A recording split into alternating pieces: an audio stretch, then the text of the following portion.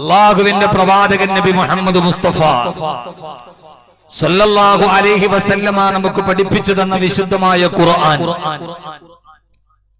ആ ഖുർആനിന്റെ രണ്ടാമത്തെ അധ്യായമാണ് സൂറത്തുൽ ബഖറ. ബഖറ എന്ന് പറഞ്ഞാൽ അതിന് അർത്ഥം നാൽക്കാലി. ബഖറ എന്ന് പറഞ്ഞാൽ നന്നായി കേൾക്കണം, ഖുർആൻ തുറന്നാൽ ഉടനെ കാണുന്നത് കുടുംബത്തിന്റെ ബന്ധങ്ങളെയാണ്. രണ്ടാമത്തെ അധ്യായത്തിന്റെ പേരാണ് സൂറത്തുൽ ബഖറ എന്ന് പറഞ്ഞാൽ, ബഖറ എന്ന് പറഞ്ഞാൽ നാൽക്കാലി. നാൽക്കാലിയെ കുറിച്ച് ഖുർആൻ പറയാൻ കാരണം എന്താ? നാൽക്കാലിയെ പോലെ മനുഷ്യനാവരുത്. നമ്മളൊക്കെ രാവിലെ പത്രമെടുത്താലേ കാണാറുള്ളൂ അപൂർവ ഇനത്തിൽപ്പെട്ട ചിത്രശലഭത്തെ കണ്ടെത്തി. ഒരു കാലഘട്ടത്തിൽ ഇവിടുത്തെ ഏറ്റവും വലിയ ജീവികളായിരുന്നു ദിനോസറുകൾ. ആ ദിനോസറുകൾ ഒരെണ്ണത്തെ പോലും ഇന്ന് ഭൂമിയിൽ കാണാനില്ലല്ലോ. ദിനോസർ എന്ന് പറയുന്ന ഒരു വലിയ ജീവി, മനുഷ്യന്റെ 10 ഇരട്ടി വലിപ്പമുള്ള ജീവിച്ചിരിപ്പുണ്ടായിരുന്നു എന്ന് അറിയണമെങ്കിൽ തിരുവനന്തപുരം മ്യൂസിയത്തിന്റെ തെക്കേ നടയിൽ തെക്കേ ഗേറ്റിൽ ഒരു വലിയ പ്രതിമയുണ്ടാക്കി വെച്ചിട്ടുണ്ട് ദിനോസറിന്റെ. കാരണം എന്താ? ഇത്രയും വലിയ നാൽക്കാലികളായ ഒരു കാലഘട്ടത്തിൽ മനുഷ്യനേക്കാൾ വലുതായിരുന്ന ഈ നാൽക്കാലികൾ മുഴുവനും ഈ ഭൂമിയിൽ നിന്ന് വംശനാശം സംഭവിച്ചു പോകാനുള്ള പ്രധാനപ്പെട്ട കാരണം അവരുടെ കൃത്യമായ വിവാഹ ബന്ധങ്ങളോ അവരുടെ കൃത്യമായ ശാരീരിക ബന്ധങ്ങൾ, പ്രത്യുൽപാദന രീതികൾ ഇല്ലാതിരുന്നു എന്നത് തന്നെയാണ്. അതുകൊണ്ടാണ് ചിത്രശലഭങ്ങളൊക്കെ അപൂർവ വർഗത്തിൽപ്പെട്ടു പോയത്.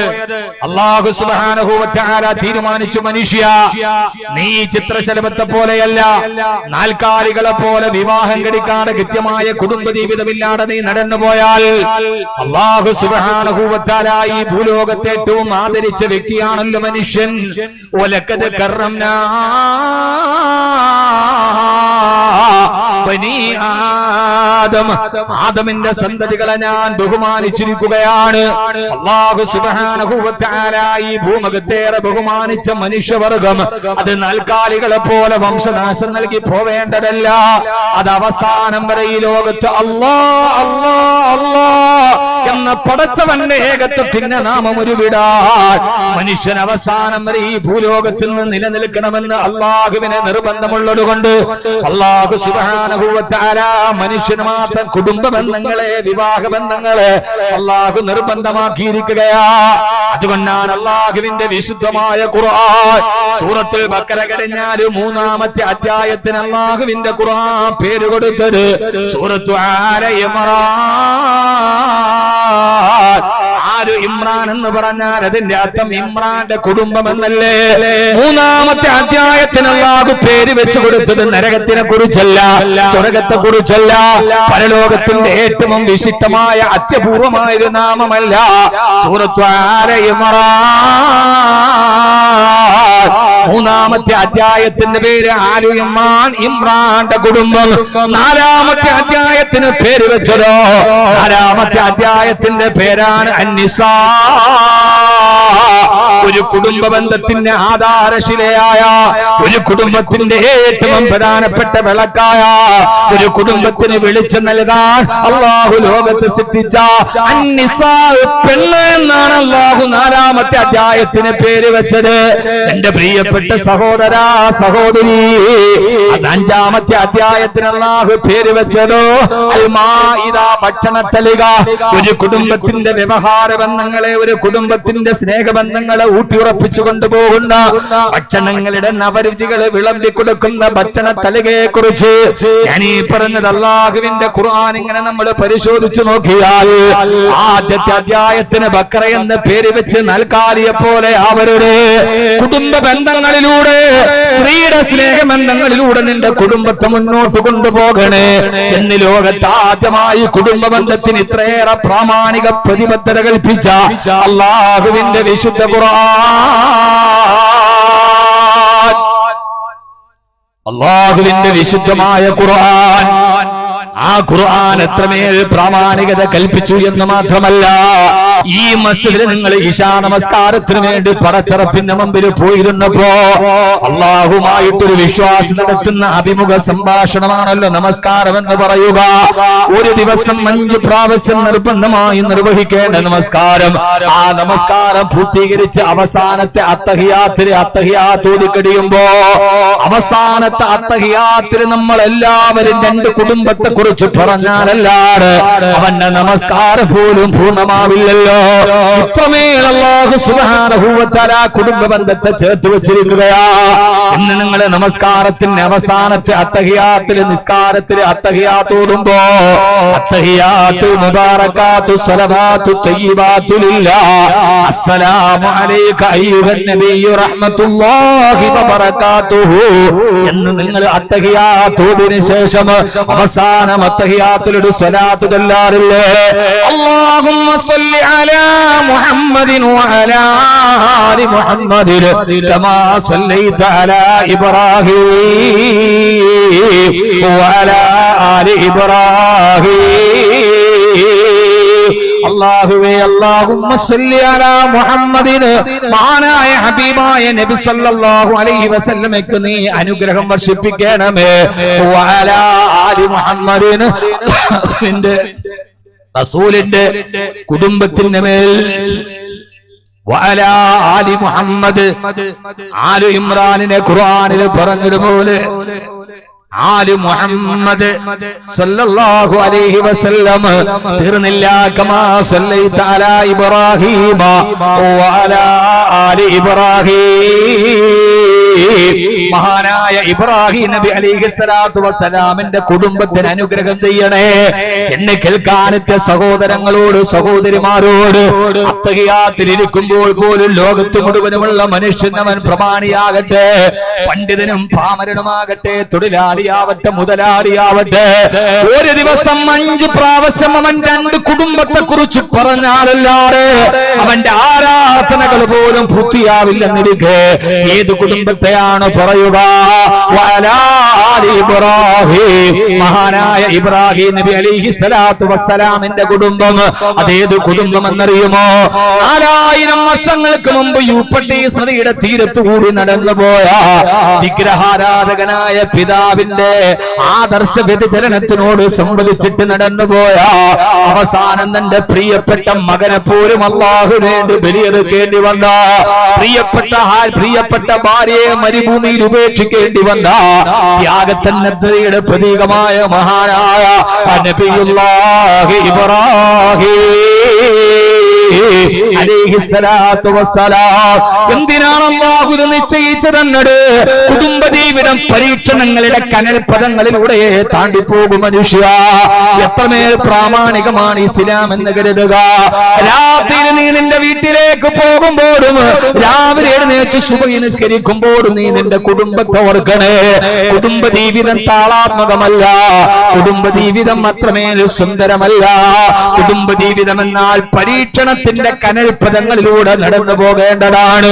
1000 വ്യാധികളും ആധികളും വ്യതകളും സതകളും പരീക്ഷണങ്ങളും രോഗങ്ങളും കടങ്ങളും പ്രയാസങ്ങളും ഒരു മനുഷ്യന്റെ ജീവിതത്തെ കണ്ണുനീരണിയിച്ചിട്ടാണ് കുടുംബ ജീവിതം നടന്നു പോവുക. അത്രമേൽ ജീവിതത്തിൽ ദുഃഖിക്കുന്നവനെ മഹാനായ ഇബ്രാഹിം നബിയുടെ കുടുംബത്തെ അറിയുമോ? ഇബ്രാഹിം നബിയാരാ? ജനിച്ചപ്പോൾ തന്നെ വിഗ്രഹാരാധകനായ താന്തോന്നിത്തരത്തിന്റെ ഉപാസകനായ പിതാവിന്റെ മകനായി ജനിച്ച തന്റെ ബാല്യകാലം മുഴുവനും പിതാവിനോട് അല്ലാഹുവിനെ കുറിച്ച് സംവദിച്ചു കൊടുത്ത യാ അബതി ലിമ തഅബുദു മാ ലാ യസ്മഉ വലാ യുബ്സിറു വലാ യുഗ്നി അൻക ശൈആ. ഖുർആൻ സൂറത്തു മറിയമിൽ പറയുന്നുണ്ടല്ലോ. എല്ലാം വിവരിക്കാൻ ഈ വിനീതന് സമയമില്ല സഹോദരാ. പറയുന്ന കണ്ടന്റുകൾ മനസ്സിലാക്കണേ. തന്റെ പ്രിയപ്പെട്ട വാപ്പ പടച്ചറപ്പിന് എതിര് പ്രവർത്തിക്കുകയാ. അപ്പോഴും വാപ്പാന്റെ മുമ്പിൽ പോയി വാപ്പാ എന്റെ പ്രിയപ്പെട്ട ഉപ്പ. ഇബ്രാഹിം നബി ആദർശപരമായി മറുഭാഗത്ത് നിന്ന് വാപ്പാനെ സംബോധന ചെയ്തത് യാബത്തി എന്റെ പ്രിയപ്പെട്ട പിതാവേ എന്നാണ്. ആദർശപരമായി 2 സ്ഥലത്ത് നിൽക്കുമ്പോൾ പോലും പിതാവിനെ അമാന്യമായി സംബോധന ചെയ്തിട്ടില്ല ഇബ്രാഹിം നബി അലൈഹിസ്സലാത്തു വസ്സലാം.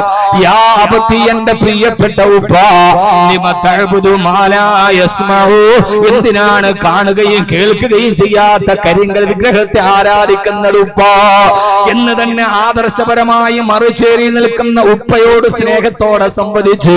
അവസാനം ഗാർഹികപരമായ അന്തരീക്ഷത്തിൽ നിന്ന് രക്ഷപ്പെടാനൊരു വിവാഹം കഴിച്ചു. ആഗ്രഹിച്ചുവല്ലോ. നിങ്ങൾ ശ്രദ്ധിച്ചു കേൾക്കണം. ഇബ്രാഹിം നബി തന്റെ വാപ്പയുടെ ഗൃഹാന്തരീക്ഷത്തിൽ നിന്ന് രക്ഷ നേടാനാണ് ഒരു വിവാഹം കഴിച്ചത്, മഹദിയായ സാറാ റളിയല്ലാഹു തആല അൻഹ. പക്ഷേ പ്രിയപ്പെട്ട ഇബ്രാഹിം നബി സാറാ ബീവി വിവാഹം ചെയ്തിട്ട് വർഷങ്ങളോളം അവർക്ക് മക്കളെ കിട്ടിയില്ല. അല്ലാഹു അവർക്കൊരു മക്കളെ കൊടുത്ത് അനുഗ്രഹിച്ചില്ല. ആരാണ് ഇബ്രാഹിം നബി? വത്തഖദല്ലാഹു ഇബ്രാഹിമ ഖലീലാ. ഇബ്രാഹിം നബി എന്നെ ആത്മസുഹൃത്താണെന്ന് പ്രപഞ്ചത്തിന്റെ സൃഷ്ടാവായ അല്ലാഹു സുബ്ഹാനഹു വ തആല രേഖപ്പെടുത്തിയ തനിക്ക് ഏറ്റവും ഇഷ്ടപ്പെട്ട ആത്മസുഹൃത്തിന് അല്ലാഹു ഒരു പുത്ര സൗഭാഗ്യം കൊടുത്തില്ല. വർഷങ്ങളോളം മക്കളില്ലാതെ കവിൾത്തടത്തിലൂടെ കണ്ണുനീര് തടം തല്ലിയാ തുടങ്ങി.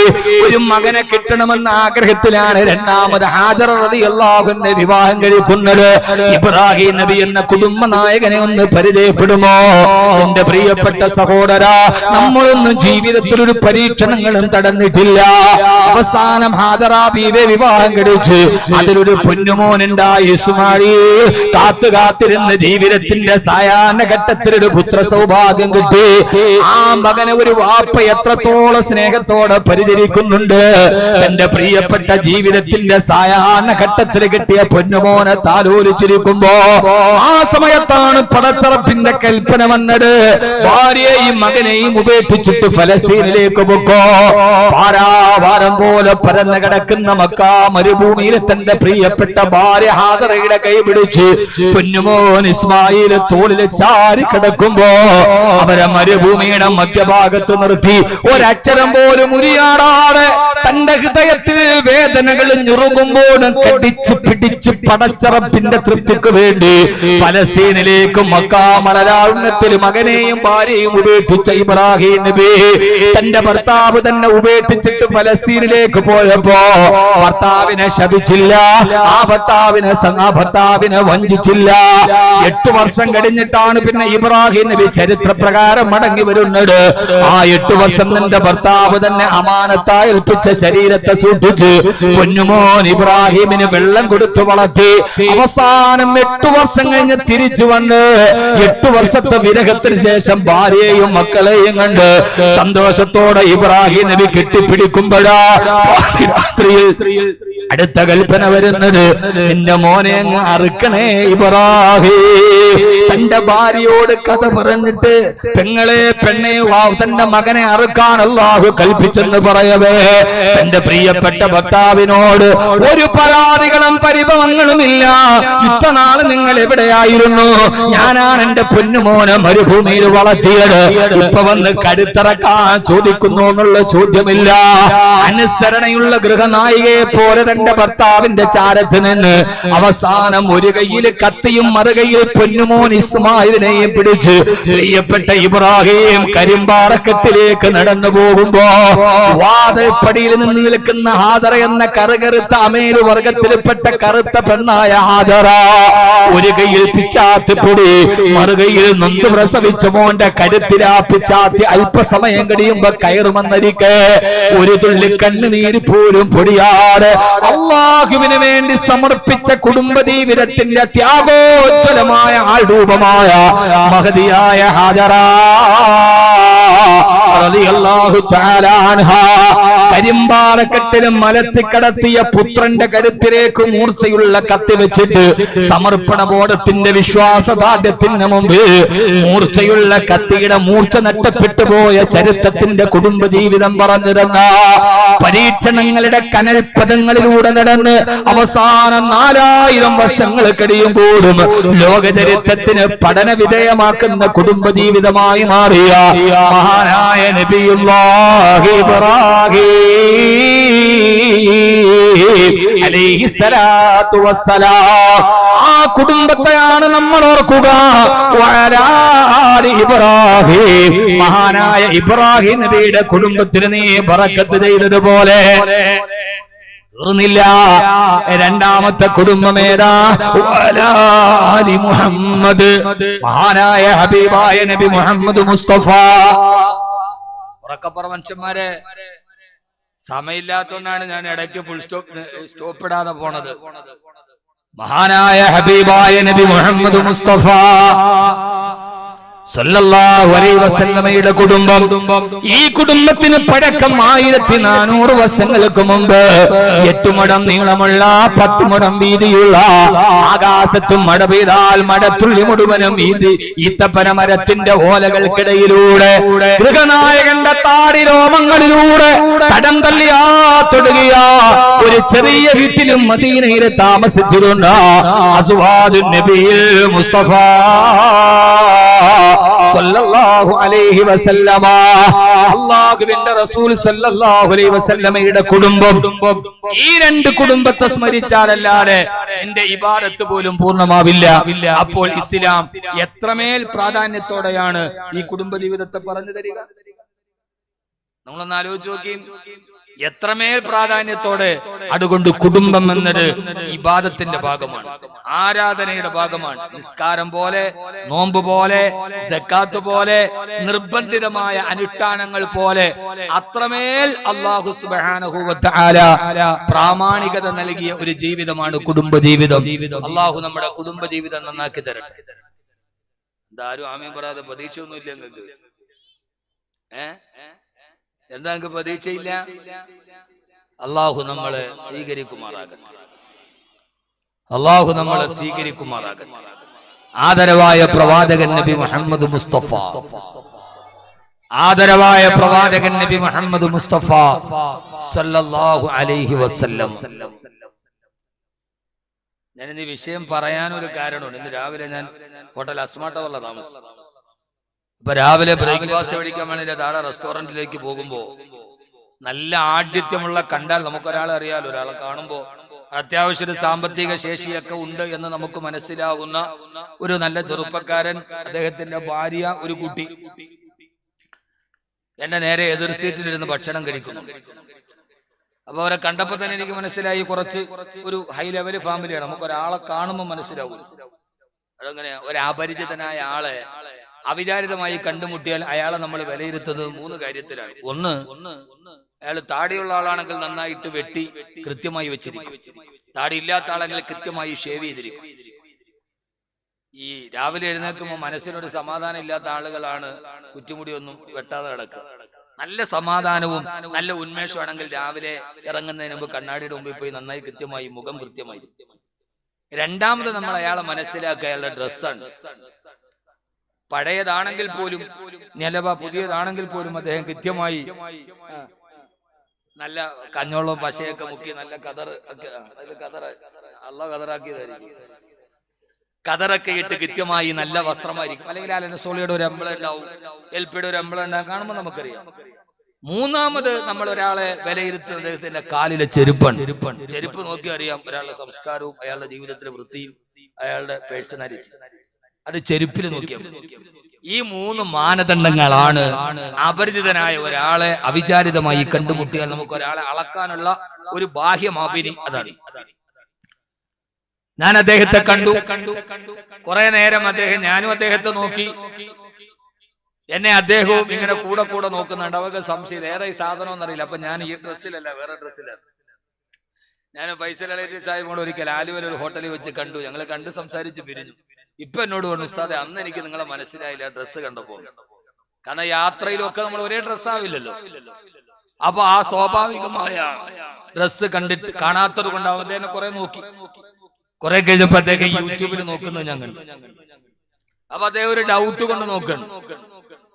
കുറെ കഴിഞ്ഞപ്പോ ഹാൻഡ് വാഷ് കഴിഞ്ഞ് ഞാൻ എപ്പോഴും അവര് ഭക്ഷണം കഴിക്കുമ്പോ രണ്ടുപേരും ഭാര്യയും ഭർത്താവും തമ്മിൽ ഒരു എന്താ പറയുക, ഒരു പ്രണയമില്ല. അവര് തമ്മിൽ ഒരു കൃത്യമായി ബാഹ്യമായി ആർക്കും തോന്നാത്ത രീതിയിൽ കൃത്യമായ ആന്തരികമായ ഒരു അകലം അവർ പാലിക്കുന്നുണ്ട് എന്നെനിക്ക് അവരുടെ പ്രവൃത്തിയിൽ നിന്ന് മനസ്സിലായി.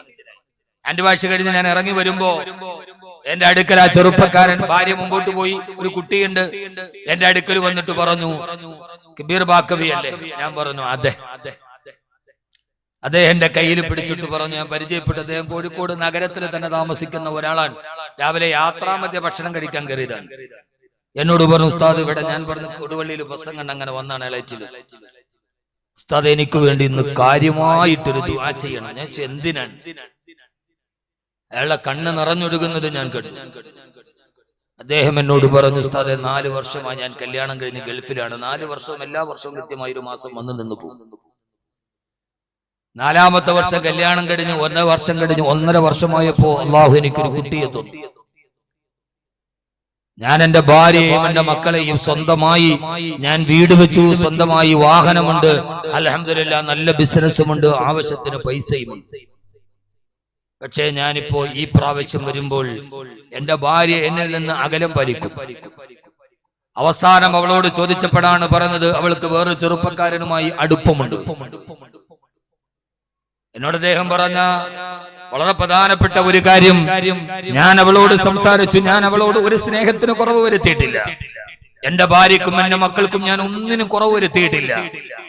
പിന്നെ എന്ത് കുറവുള്ളത് കൊണ്ടാണ് നീ എന്നിൽ നിന്ന് അകന്നു പോയത് എന്ന് ചോദിച്ചപ്പോ അവൾ എന്നോട് പറഞ്ഞ മറുപടി, എനിക്ക് നിങ്ങളോട് വെറുപ്പില്ല, എനിക്ക് നിങ്ങൾ എന്റെ മനസ്സിലുണ്ട്, പക്ഷേ എന്നിട്ടും ഞാൻ എന്തുകൊണ്ടോ വേറൊരു ചെറുപ്പക്കാരന്റെ കെണിയിൽ പെട്ടുപോയി. എനിക്ക് തിരിച്ചു വരണമെന്ന് ആഗ്രഹമുണ്ട്, എനിക്ക് കഴിയുന്നില്ല. ഞങ്ങളിതൊരു കൗൺസിലിംഗ് ക്ലാസ്സിന് വേണ്ടി കൗൺസിലറെ കാണാൻ വേണ്ടി ഒരു കൗൺസിലിംഗിന് വേണ്ടി പോവുകയാണ്. പോകുന്ന വഴിയിൽ ഭക്ഷണം കഴിക്കാൻ കയറിയതാണ്. ഇന്നത്തെ കൗൺസിലിംഗോടുകൂടി എന്റെ ഭാര്യയുടെ മനസ്സ് മാറി. ഒന്ന് തിരിച്ചു വരാൻ ഉസ്താദേ നിങ്ങൾ ദുആ ചെയ്യണമെന്ന് ആ ചെറുപ്പക്കാരൻ പറഞ്ഞ് നടന്നകന്നു പോകുമ്പോ ആ നടന്നു പോകുന്ന ചെറുപ്പക്കാരന്റെ നടനത്തിൽ തന്നെ തന്റെ ജീവിതത്തിന് ആയുസ് മുഴുവനും നഷ്ടപ്പെട്ടു പോയ നിരാശയുടെ മുഖം ആ ചെറുപ്പക്കാരനെ ഞാൻ കണ്ടു. എന്നോട് അദ്ദേഹം സംസാരിച്ചു കൊണ്ടിരിക്കുമ്പോ അങ്ങ് അകലെ നിന്ന് ഞങ്ങളെ സൂക്ഷിച്ചു നോക്കുന്ന അദ്ദേഹത്തിന്റെ ഭാര്യയെ ഞാൻ കണ്ടു. അവർ രണ്ടുപേരും പിന്നീട് ഇറങ്ങിപ്പോകുമ്പോ ആ രണ്ടുപേരുടെയും ഇടയിൽ കൈ പിടിച്ചുകൊണ്ട് നടന്നു പോകുന്ന ഒരു കൊച്ചുകുട്ടിയെ, ഒരു 3 വയസ്സുകാരുടെ ഞാൻ കണ്ടു. അവരിറങ്ങിപ്പോയപ്പോൾ ഞാൻ എന്റെ മനസ്സിൽ ചിന്തിച്ചത്, ഉമ്മയുടെയും ഉപ്പയുടെയും കയ്യിൽ പിടിച്ച 3 വയസ്സുള്ള ആപ്പിള് പോലെ തുടുത്ത ഒരു പൊന്നുമോ നടന്നു പോകുന്നത് കണ്ടപ്പോ ഞാൻ ചിന്തിച്ചത്, പടച്ച റബ്ബേ, ഇന്ന് കൗൺസിലിംഗിൽ പോയിട്ട് ഈ പെൺകുട്ടിയുടെ മനസ്സ് മാറിയില്ലെങ്കിൽ നഷ്ടപ്പെട്ടു പോകുന്നത് വലതു ഭാഗത്ത് നിൽക്കുന്ന ഭർത്താവ് വലത്തോട്ട് പോകും, ഇടതു ഭാഗത്ത് നിൽക്കുന്ന ഭാര്യ ഇടത്തോട്ട് പോകും. അവരുടെ രണ്ടുപേരുടെയും മധ്യത്തിൽ നിൽക്കുന്ന ആ മകന് ചരിത്രം ഈ ലോകം പിന്നീട് ഒരു പേരിടും, അനാഥ യതീം എന്നവന് പേരിടും. ആ മക്കൾക്ക് പിന്നെ പാർക്കാനുള്ള മേൽവിലാസമായി വാദി ഹുസ്ന പോലെയുള്ള യതീംഖാനകൾ, കുടുംബ ബന്ധങ്ങളിലൂടെ തകർന്നു പോകുന്ന ഭാര്യയുടെയും ഭർത്താവിന്റെയും വികാരങ്ങളുടെ മേൽ മറികടക്കപ്പെടുന്ന ബന്ധങ്ങൾ തകർന്നു പോകുമ്പോ ആ ബന്ധത്തിന്റെ തകർച്ചയുടെ ഉപോൽപ്പന്നമായി വരുന്ന കുറെ മക്കളുണ്ട്. അവരെയാണ് നമ്മൾ യതീം എന്ന് വിളിക്കുക. അവർക്ക് വാപ്പയുമുണ്ട്, ഉമ്മയുമുണ്ട്, തലോടാൻ ആരുമില്ല, സ്നേഹിക്കാൻ ആരുമില്ല, ചേർത്ത് പിടിക്കാൻ ആരുമില്ല. കേരളത്തിൽ ഏറ്റവും കൂടുതൽ കോടതികളിൽ കെട്ടിക്കിടക്കുന്നത് ക്രിമിനൽ കേസുകളല്ല, കുടുംബ കേസുകളാണ്. കുടുംബ കോടതിയിലാണ് കേസ് നടക്കുന്നത്. കേരളത്തിലെ സാമൂഹിക മിഷന്റെ പഠനപ്രകാരം ഒരു നാട്ടിൽ 100 വീടുണ്ടെങ്കിൽ 80 വീടുകളിലും അസമാധാനമാണെന്നാണ്. 20 വീട്ടിലെ സമാധാനമുള്ളൂ എന്ന് പറഞ്ഞാൽ ഒരു മഹലിൽ 100 വീടുണ്ടെങ്കിൽ 80 വീട്ടിലും പ്രശ്നമാണ്.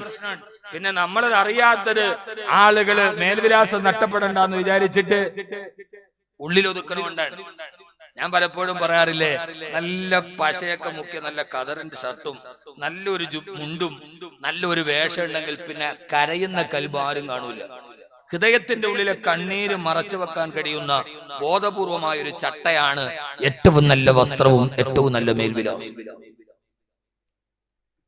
ഞാൻ പരലോകത്തെ കുറിച്ച് പറഞ്ഞെങ്കിൽ നിങ്ങൾ ഇത്രയും ശ്രദ്ധയോടെ കേൾക്കൂല. ഇപ്പൊ എത്ര ശ്രദ്ധയോടാണ് നിങ്ങൾ എന്നെ കേൾക്കുന്നത്.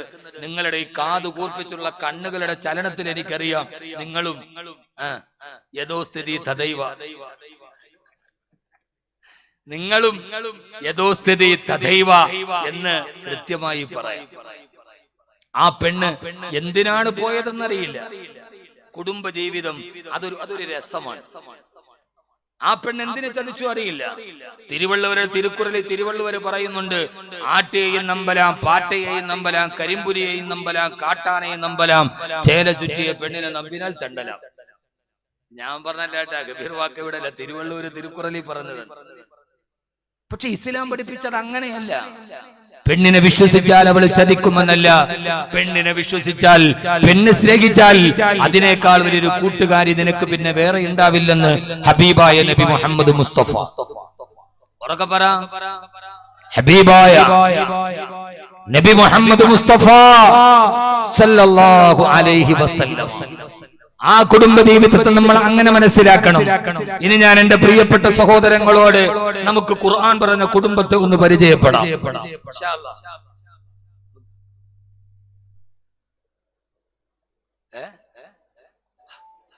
നിങ്ങളെന്താ ഖുർആൻ പറഞ്ഞ കുറെ കുടുംബമാണ് ഇപ്പൊ ഈ നാട്ട്. ഇതിപ്പോ ഏത് മഹല്ല? ഇത് ഈ മഹല്ലേതാ? മഹല്ലില്ലേ ഈ ഭാഗം ഏത് മഹല്ല? കാഞ്ഞിരമുക്ക്. ആയിക്കോട്ടെ. ഈ മഹല്ലിൽ ഒരു 500 വീടുണ്ടെങ്കിൽ 500 വീടും വ്യത്യസ്തമായ വീടായിരിക്കും. ചിലപ്പോ ആ 500 വീടുകളിൽ ആലിമീങ്ങൾ ഉണ്ടാവും, പണ്ഡിതന്മാരായിരിക്കും അവിടുത്തെ ഗൃഹനായകൻ കുടുംബം.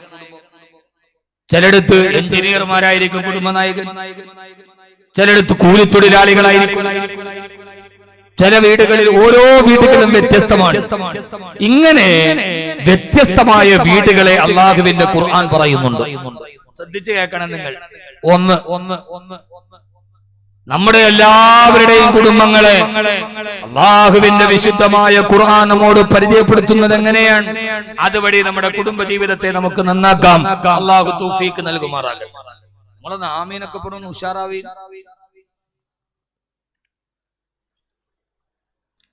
ആമീനൊക്കെ പറഞ്ഞു ഉഷാറാവിൻ. അള്ളാഹു തൗഫീഖ് നൽകട്ടെ. ആദരവായ പ്രവാചകൻ നബി മുഹമ്മദ് മുസ്തഫ സല്ലല്ലാഹു അലൈഹി വസല്ലമ അല്ലാഹുവിന്റെ വിശുദ്ധമായ ഖുർആനിൽ അല്ലാഹു പറഞ്ഞു തരികയാ, ഒരു നാട്ടിൽ ആ നാട്ടിലെ കുടുംബത്തിന് വ്യത്യസ്തമായ സാഹചര്യമാണ്. ചില നാട്ടിലെ കുടുംബനായകന്മാർ, ഒരു വീട്ടിലെ കുടുംബനായകന്മാർ ചിലപ്പോൾ ആലിമീങ്ങളുടെ കുടുംബം ഉണ്ടാവാം. അങ്ങനെയുള്ള കുടുംബമാണ് ആല ഇമ്രാൻ. അല്ലാഹു പറയുകയാണ് ആലു ഇമ്രാൻ. ഇമ്രാന്റെ കുടുംബം എന്ന് പറഞ്ഞാൽ മഹാനായ ഇമ്രാൻ അലൈഹിമുസ്സലാത്തു വസ്സലാം ബൈത്തുൽ മുഖദ്ദസിലെ ഇമാമായിരുന്നല്ലോ. ബൈത്തുൽ മുഖദ്ദസിലെ ഇമാമായിരുന്ന മഹാനായ ഇമ്രാൻ അലൈഹിസ്സലാത്തു വസ്സലാം ആ മഹാനവറുകളുടെ ഭാര്യയാണ് ഹന്നാ റളിയല്ലാഹു തആല അൻഹാ. തന്റെ ജീവിതത്തിൽ ഒരു മകളെ കിട്ടാതെ വന്നപ്പോ, തനിക്കൊരു കുട്ടിയെ കിട്ടാതെ വന്നപ്പോ അവസാനം അല്ലാഹുവിന്റെ മുമ്പിൽ ചെന്നിട്ട് അല്ലാഹുവേ ഇന്നീ നദർതു ലക മാ ഫീ ബത്നി മുഹററാ, അല്ലാഹുവേ എനിക്കൊരു കുഞ്ഞുണ്ടായാൽ ആ കുഞ്ഞിനെ ഞാൻ ബൈത്തുൽ മുഖദ്ദസിനെ നേർച്ചയാക്കി കൊള്ളാമെന്ന് പറഞ്ഞ അല്ലാഹുവിൽ അടങ്ങാത്ത ഈമാനുള്ള ഭാര്യയായിരുന്നു ഇമ്രാൻ റളിയല്ലാഹു അൻഹുവിന്റെ ഭാര്യ. ഒരു നാട്ടിലെ കുടുംബത്തിലെ കുടുംബനാഥൻ ഒരു ആലിമാണെങ്കിൽ, ഒരു പള്ളിയിലെ ഇമാമിന്റെ മുക്രിയുടെ വീടാണെങ്കിൽ അവരുടെ മാതൃകയാണ് ഇമ്രാൻ. ആര് ഇമ്രാൻ? ആലെന്ന് പറഞ്ഞാൽ കുടുംബം, ഇമ്രാന്റെ കുടുംബം. ആ ഇമാമിനും ഇമാമിന്റെ പ്രിയപ്പെട്ട ഭാര്യക്ക് ജനിച്ച പൊന്നുമോളായിരുന്നല്ലോ മഹദിയായ മറിയം റളിയല്ലാഹു തആല അൻഹാ. ആ ഇമാമിന്റെ മകളായിരുന്നു മറിയം റളിയല്ലാഹു തആല അൻഹാ. സഹോദരാ, ഇങ്ങനെയാണ് അല്ലാഹു ഒരു കുടുംബത്തെ പരിചയപ്പെടുത്തുന്നത്. ഇമാമുകളുടെ കുടുംബത്തിന്റെ ഉദാഹരണമാണ് ആര് ഇമ്രാൻ. ഇനി ആ നാട്ടിൽ ഞാൻ പെട്ടെന്ന് പറഞ്ഞു പോവുകയാണ്. രണ്ടാമത്തെ കുടുംബനായകൻ ഒരു എഞ്ചിനീയറിന്റെ കുടുംബമാവാ, ഒരു എഞ്ചിനീയറിന്റെ കുടുംബമാവാ, ഒരു അധികാരിയുടെ കുടുംബമാവാ. ആ കുടുംബമാണ് മഹാനായ നബിയുല്ലാഹി ദാവൂദ് അലൈഹിസ്സലാത്തു വസ്സലാമിന്റെ കുടുംബം. ആര് ദാവൂദ്? മഹാനായ ദാവൂദ് നബിയാരാ. യഅമലൂന ലഹു മാ യസാഉ മിൻ മഹാരീബ വതമാഥീല വജിഫാനിൻ കൽ ജവാബി വഖുദൂരിർ റാസിയാ. തന്റെ വല്ലാത്ത കരകൗശല വൈഭവം കൊണ്ട് ഫലസ്തീൻ നഗരത്തെ ലോകത്തിന്റെ ഏറ്റവും വലിയ നാഗരികതയുടെ നഗരിയാക്കി മാറ്റിയ മഹാനായ നബിയുല്ലാഹി ദാവൂദ് അലൈഹിസ്സലാത്തു വസ്സലാമിന്റെ കുടുംബം ആല് ദാവൂദ്. ഇനി മൂന്നാമത്തെ കുടുംബനായകൻ പഞ്ചായത്ത് പ്രസിഡന്റ് ആവാം, സ്റ്റാൻഡിംഗ് കമ്മിറ്റി ചെയർമാനാവാം, MLA കുടുംബമാവാം, മന്ത്രിയുടെ കുടുംബമാവാം. അധികാര സ്ഥാനത്തിരിക്കുന്ന ആളുകളുടെ കുടുംബത്തെ അല്ലാഹുവിന്റെ ഖുർആൻ പറഞ്ഞിട്ടുണ്ടല്ലോ. അതാണ് മഹാനായ ആലു സുലൈമാൻ. ലോകം മുഴുവനും അടക്കി ഭരിച്ച, കാറ്റിനെ സഞ്ചാരയോഗ്യമാക്കിയ, ലോകം കണ്ട് അടക്കി ഭരിച്ച ചക്രവർത്തിയായിരുന്ന മഹാനായ സുലൈമാൻ നബി അലൈഹിസ്സലാത്തു വസ്സലാമിന്റെ കുടുംബം. മനസ്സിലായോ നിങ്ങൾക്ക്? അള്ളാഹു, ഇത് ബാക്കവി അല്ല പറഞ്ഞ, ഖുർആനാണ് പറയണത്. അധികാരത്തിലിരിക്കുന്നവരാവാം, അവരുടെ കുടുംബമാണ് ആലു സുലൈമാൻ. ഇനി സഹോദരാ, ചില വീടുകളിൽ ഭർത്താവ് നല്ല മനുഷ്യനായിരിക്കാം, പക്ഷേ ആ വീട്ടിലെ പെണ്ണ് വഴിതെച്ചു പോയ പെണ്ണാവാം.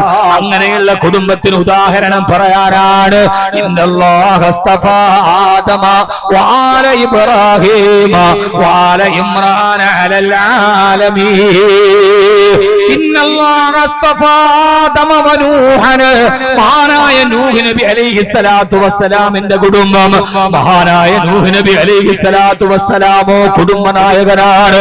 950 വർഷം അല്ലാഹുവിന് വേണ്ടി ജീവിച്ച, പടച്ചറപ്പിന്റെ പൊരുത്തത്തിന് മാത്രം ജീവിച്ച ശൈഖുൽ അംബിയ നൂഹ് നബി അലൈഹിസ്സലാത്തു വസ്സലാം. പക്ഷേ നൂഹ് നബിയുടെ ഭാര്യയോ വഖീല ദുഖുലൻ നാറ മഅദ്ദാഖിലീൻ, നാളെ നരകത്തിൽ പോകേണ്ട പെണ്ണാണ്. അത്രമേൽ അസാൻമാർഗികത്വത്തിലൂടെ നടന്ന പെണ്ണാണെന്ന് അല്ലാഹുവിന്റെ വിശുദ്ധ ഖുർആൻ. ചില വീട്ടില് ഭർത്താവ് നല്ല സാലിഹായ മനുഷ്യനാണ്, ഭാര്യയോ എന്നാ വേറെടുത്തോ ഭാര്യ നല്ല സാലിഹത്തായ ആബിദത്താണ്, ഭർത്താവോ മഹാത്തമ്മാടിയാണ്. അങ്ങനെയുള്ള കുടുംബമാണ് വഖാല റജുലുൻ മുഅ്മിനുൻ മിൻ ആലി ഫിർഔൻ. അതാണ് ഫറോവയുടെ കുടുംബം. അല്ലാഹു പറയുകയാ, ആ ഫറോവയുടെ ഭാര്യയായ ആസിയ റളിയല്ലാഹു തആല അൻഹ എല്ലാവരും ഞാനാണ് അല്ലാഹ് എന്ന് പറഞ്ഞ് ഫിറഔൻ ഏകത്വം വാദിക്കുമ്പോ ആ ഫിറഔന്റെ കൊട്ടാരത്തിൽ പടച്ചറപ്പിനെ അനുസരിച്ച് ജീവിച്ച മഹതിയായ ആസിയ റളിയല്ലാഹു തആല അൻഹ, പക്ഷേ ഭർത്താവ് ലഅനത്താക്കപ്പെട്ട ഫിറഔനല്ലയോ. അല്ലാഹു സുബ്ഹാനഹു വ തആല ഭർത്താവ് മോശമാണ്, പക്ഷേ ഭാര്യ നല്ലതാണ്. ഇങ്ങനെ വിഭിന്നമായ എത്ര കുടുംബങ്ങൾ. ഇനി വളരെ ഗൗരവമായ ഭാഗത്തേക്ക് ഞാൻ കടന്നു വരട്ടെയോ. ഒരു വീട്ടില് വാപ്പയും നല്ലതാണ്, മക്കളും നല്ല, വാപ്പയും നല്ലതാണ്, ഭാര്യ ഉമ്മയും നല്ലതാണ്. പക്ഷേ മക്കളിൽ ചില മക്കള് തമ്മാടികളാവും, ചില മക്കള് പറ മനുഷ്യന്മാരെ നിങ്ങളൊന്ന് സഹകരിക്ക്. നിങ്ങൾ ഈ അന്തം വിട്ട് അന്താളിച്ചിരിക്കണം. എന്താ, ചില വീട്ടിൽ ഭർത്താവ് നല്ലത്, ഭാര്യ വഴിവിട്ടു പോകും. ചിലടത്ത് ഭാര്യ നല്ലത്, ഭർത്താവ് വഴിവിട്ടു പോകും. ചിലര് ഭാര്യയും ഭർത്താവും നല്ലതാണ്, പക്ഷെ മക്കള് ചില മക്കള് വലിയ പ്രശ്നമാണ്. ആ വാപ്പാടെ ഉമ്മാടെ ഏറ്റവും വലിയ പ്രശ്നം ഈ ഒരു മകനായിരിക്കും. അതിനാണ് ഖുർആൻ പറഞ്ഞത്. എല്ലാ കുടുംബവും ഞാൻ പറഞ്ഞു, ഇമാമിന്റെ കുടുംബം പറഞ്ഞു, ആല ഇമ്രാൻ എന്റേത് പറഞ്ഞു, ഇനി പഞ്ചായത്ത് പ്രസിഡന്റ് കുടുംബം ആലു സുലൈമാൻ അതും പറഞ്ഞു, അധികാരത്തിലിരിക്കുന്നവരുടെ കുടുംബം, എഞ്ചിനീയർമാരുടെ കുടുംബം പറഞ്ഞു, മുക്രിക്കാക്കടയും പറഞ്ഞു. ഇനിയിപ്പോ ആരുടെ ഉള്ള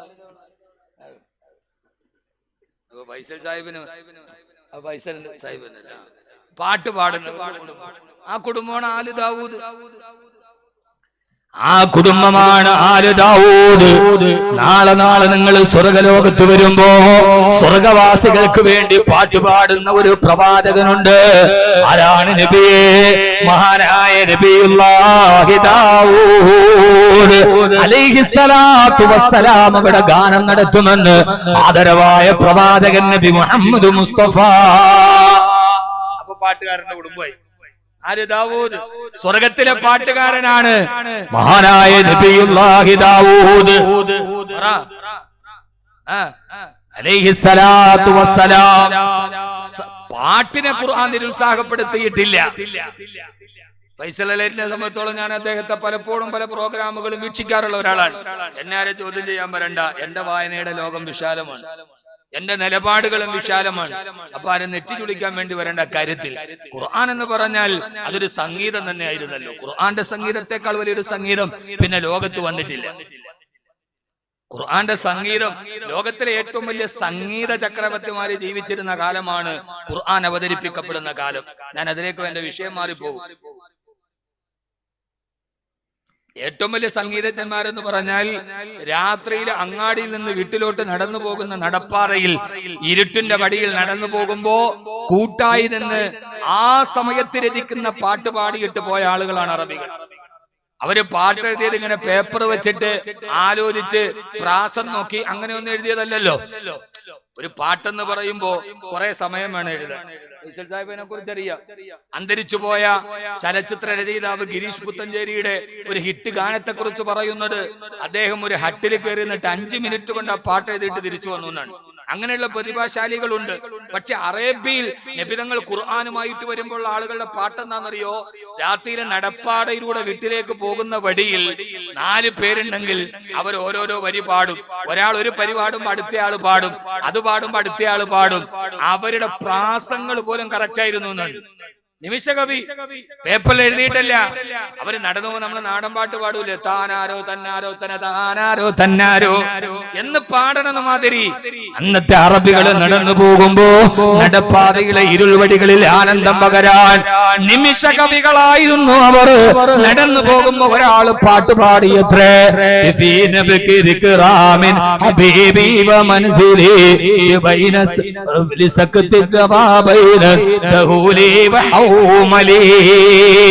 അയാള് പാടി തീർന്ന് പാടുത്തയാള് പാട്ടുപാടി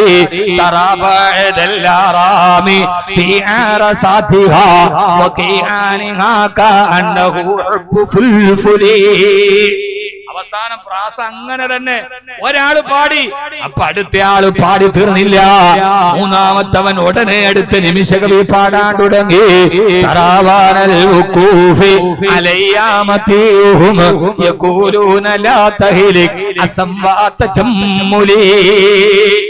ഞാൻ പാടിയപ്പോ കേട്ടില്ലേ? അവസാനത്തെല്ലാം ലീ ലീ ലീ ലീ അതേ പ്രാസഭംഗിയിൽ നടന്നു പോകുന്ന നടപ്പാതയിൽ നിമിഷ കവികഥകൾ പാടിയവരാണവർ.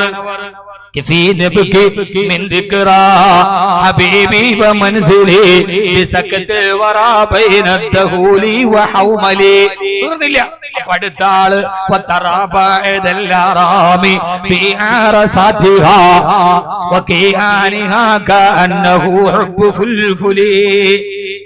ഇത്രമേൽ സാഹിത്യത്തെ പ്രണയിച്ചവരായിരുന്നു അവർ. അവരുടെ മുമ്പിലാണ് ഹബീബായ നബി മുഹമ്മദ് മുസ്തഫ സല്ലല്ലാഹു അലൈഹി വസല്ലമ ദാവൂദ് നബി അലൈഹിസ്സലാത്തു വസ്സലാമിന്റെ കുടുംബത്തെ പരിചയപ്പെടുത്തി കൊടുത്തത്. സഹോദരാ, തീർന്നില്ല. ഞാൻ എന്റെ പ്രിയപ്പെട്ട സഹോദരങ്ങളോട് ഓർമ്മിപ്പിക്കുകയാ, നമ്മുടെ ഇടയിൽ കാണുന്ന പ്രശ്നങ്ങളെ ഖുർആൻ അവതരിപ്പിക്കുന്നത് ഇങ്ങനെയാണ്. ഒരു വീട്ടിൽ വാപ്പയും നല്ലതാണ്, ഉമ്മയും നല്ലതാണ്, കഷ്ടപ്പെട്ട് വളർത്തിയ മക്കളാണ്. അവസാനമാ മക്കള് തമ്മിലടിക്കുന്നത് കണ്ടിട്ട് കരയേണ്ടി വന്ന പിതാക്കന്മാരില്ലയോ? തങ്ങൾ നൊന്ത് പ്രസവിച്ചു വളർത്തിക്കൊണ്ടുവന്ന തങ്ങളുടെ മക്കൾ അവര് പരസ്പരം കിടന്ന് അടികൂടുന്നത് കണ്ടിട്ട് മക്കളുടെ ഇടയിൽ സാഹോദര്യം നഷ്ടപ്പെട്ട് മക്കള് തമ്മിൽ പരസ്പരം തലതല്ലി കീറുന്നത് കണ്ട് കരയേണ്ടി വന്ന എത്രയെത്ര പിതാക്കന്മാരും ഉമ്മമാരുമാ. അവരെ കുറിച്ചാണ് അല്ലാഹുവിന്റെ ഖുർആൻ പരിചയപ്പെടുത്തി കൊടുക്കുന്നത്. മഹാനായ ആദം നബി അലൈഹിസ്സലാത്തു വസ്സലാം, ആദം നബി അലൈഹിസ്സലാത്തു വസ്സലാമിന്റെ മക്കളായിരുന്നല്ലോ കാബീലും ഹാബീലും. കാബീല് ജേഷ്ഠനാണ്, ഹാബീൽ ഇളയ അനുജനാണ്. കാബീലിന് അനുജനായ ഹാബീലിനോട് അസൂയ തോന്നിയപ്പോ അവസാനം അസൂയ വളർന്ന് കാബീല് ഹാബീലിനെ കൊല്ലാൻ തീരുമാനിച്ചു. ഒട്ടകത്തിന്റെ തോളിൽ നീട്ടിക്കൊണ്ട് അനുജനായ ഹാബീലിന്റെ തല തല്ലി തകർക്കാൻ വന്നപ്പോ എന്റെ ഇളയറ്റിന് തടിച്ചുകൂടിയ പ്രിയപ്പെട്ട സഹോദരാ, കുടുംബ ജീവിതത്തിൽ നമ്മൾ പാലിക്കേണ്ട മര്യാദകൾ അല്ലാഹു നമുക്ക് വിവരിച്ചു തരികയാ. ആരോഗ്യവും സാമർഥ്യമുള്ള ജേട്ടൻ തന്നെ കൊല്ലാൻ വേണ്ടി അസൂയ മുത്തിട്ട് അനുജൻ ഒരു തെറ്റും ചെയ്തിട്ടില്ല. നിരപരാധിയായ പാവപ്പെട്ട അനുജൻ ചേട്ടനോട് അപമര്യാദയായിട്ടൊരു വർത്തമാനം പോലും പറഞ്ഞിട്ടില്ല. പക്ഷേ അനുജനായ ഹാബീലിന് സൗന്ദര്യമുണ്ട്. അതിൽ അസൂയ മുത്തിട്ട് ജേട്ടനായ കാബീല് ഒട്ടകത്തിന്റെ തോളല്ലുകൊണ്ട് പ്രിയപ്പെട്ട അനുജന്റെ തലക്കടിച്ചു കൊല്ലാൻ വരുമ്പോ കൊല്ലാൻ വരുന്ന ജേട്ടന്റെ നേരെ നോക്കിയിട്ട് അനുജനായ ഹാബീൽ പറയുന്ന ഒരു മറുപടി ഖുർആനിലുണ്ട്. ഇത് കബീർ ബാക്കവിയുടെ വകയല്ല, ഇത് അല്ലാഹുവിന്റെ വിശുദ്ധ ഖുർആൻ. മഹാനായ ഹാബീൽ അലൈഹിസ്സലാത്തു വസ്സലാം പറയാണ്, ജേട്ടാ, ലഇൻ ബസത്ത ഇലയ്യ യദക ലിതഖ്തുലനി മാ നബി ബാസിത്നി യദിയ ഇലൈക ലിയഖ്തുലക ഇന്നി യഖാഫുല്ലാഹ റബ്ബൽ ആലമീൻ. ചേട്ടാ, ഞാൻ നിങ്ങളോടൊരു തെറ്റും ചെയ്തിട്ടില്ല. പക്ഷേ നിങ്ങൾ എന്നെ കൊല്ലാൻ വേണ്ടി വരുമ്പോ എന്നെ കൊല്ലാൻ വേണ്ടി എന്റെ തല നിങ്ങൾ ഒട്ടകത്തിന്റെ തോളല് കൊണ്ട് അടിച്ച് പൊട്ടിച്ചാലും മാനവിവാസത്തിന് തിരിച്ച് നിങ്ങളെ അടിക്കാൻ എന്റെ കൈ നിങ്ങളുടെ നേരെ പൊങ്ങില്ലേക്ക. ചേട്ടനോട് അനുജം പറയുകയാണ്, ഇത് ഖുർആനാണ് സഹോദരാ. യാസീൻ മാത്രം ഓതി പഠിച്ചാൽ പോരാ, കുടുംബ ബന്ധത്തിന്റെ സൗഹാർദ്ദത്തെ എങ്ങനെ മുന്നോട്ട് കൊണ്ടുപോകണമെന്ന് അല്ലാഹുവിന്റെ ഖുർആൻ പഠിപ്പിച്ചു തരികയാ. ചേട്ടാ, നിങ്ങൾ എന്റെ തല തല്ലി പൊളിച്ചാലും ഇവിടെ ഇട്ട് നിങ്ങൾ എന്നെ തല്ലിക്കൊന്നാലും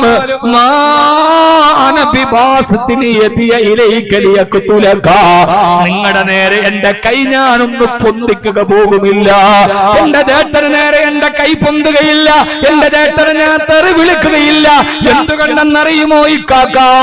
എനിക്ക് ആരോഗ്യമില്ലാഞ്ഞിട്ടല്ല, നിങ്ങളോട് തിരിടാൻ എനിക്ക് സാമർഥ്യമില്ലാഞ്ഞിട്ടല്ല, നിങ്ങൾ ചെയ്യുന്നത് പോലെ തിരിച്ചു ചെയ്യാൻ എനിക്കറിയാഞ്ഞിട്ടല്ല. പക്ഷേ ഇന്നി അഖാഫുല്ലാഹ റബ്ബൽ ആലമീൻ, എനിക്കെന്റെ സർവ്വലോക രക്ഷിതാവായ പടച്ചറപ്പിനെ പേടിയാ, എനിക്കെന്റെ അല്ലാഹുവിനെ പേടിയാ. വാപ്പാടെ പേരുള്ള സമ്പത്തിന്റെ പേരിലല്ലേ നിങ്ങൾ എന്നെ കൊല്ലാൻ വരുന്നത്? ഉമ്മ സമ്പാദിച്ച സ്വത്ത് തട്ടിയെടുക്കാനല്ലേ നിങ്ങൾ എന്നെ കൊല്ലാൻ വരുന്നത്? ഇല്ല ഇല്ല, എല്ലാം നിങ്ങളെടുത്തോ, എനിക്കൊന്നും വേണ്ട. പക്ഷേ ഒരു കാര്യം സത്യമാണ്, ഈ പച്ചമണ്ണിൽ നിന്ന് എന്നെയും നിങ്ങളെയും പടച്ചെടുത്ത പടച്ചറപ്പിനെ തന്നെയാണ് സത്യം.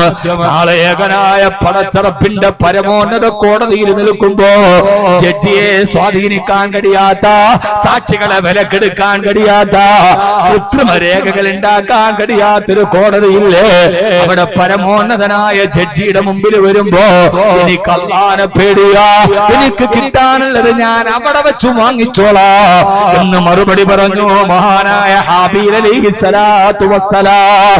എന്റെ പ്രിയപ്പെട്ട സഹോദരങ്ങളോട് സഹോദരിമാരോട് ഓർമ്മിപ്പിക്കുന്നത്, നമ്മുടെ കുടുംബം എന്ന് പറയുന്ന കൊച്ചു വീടിന്റെ കൂരകളുടെ ഇടയിൽ നടക്കുന്ന സകലമാന പ്രശ്നങ്ങളെയും അല്ലാഹു നമ്മളോട് പറഞ്ഞു തന്നിട്ടുണ്ടല്ലോ.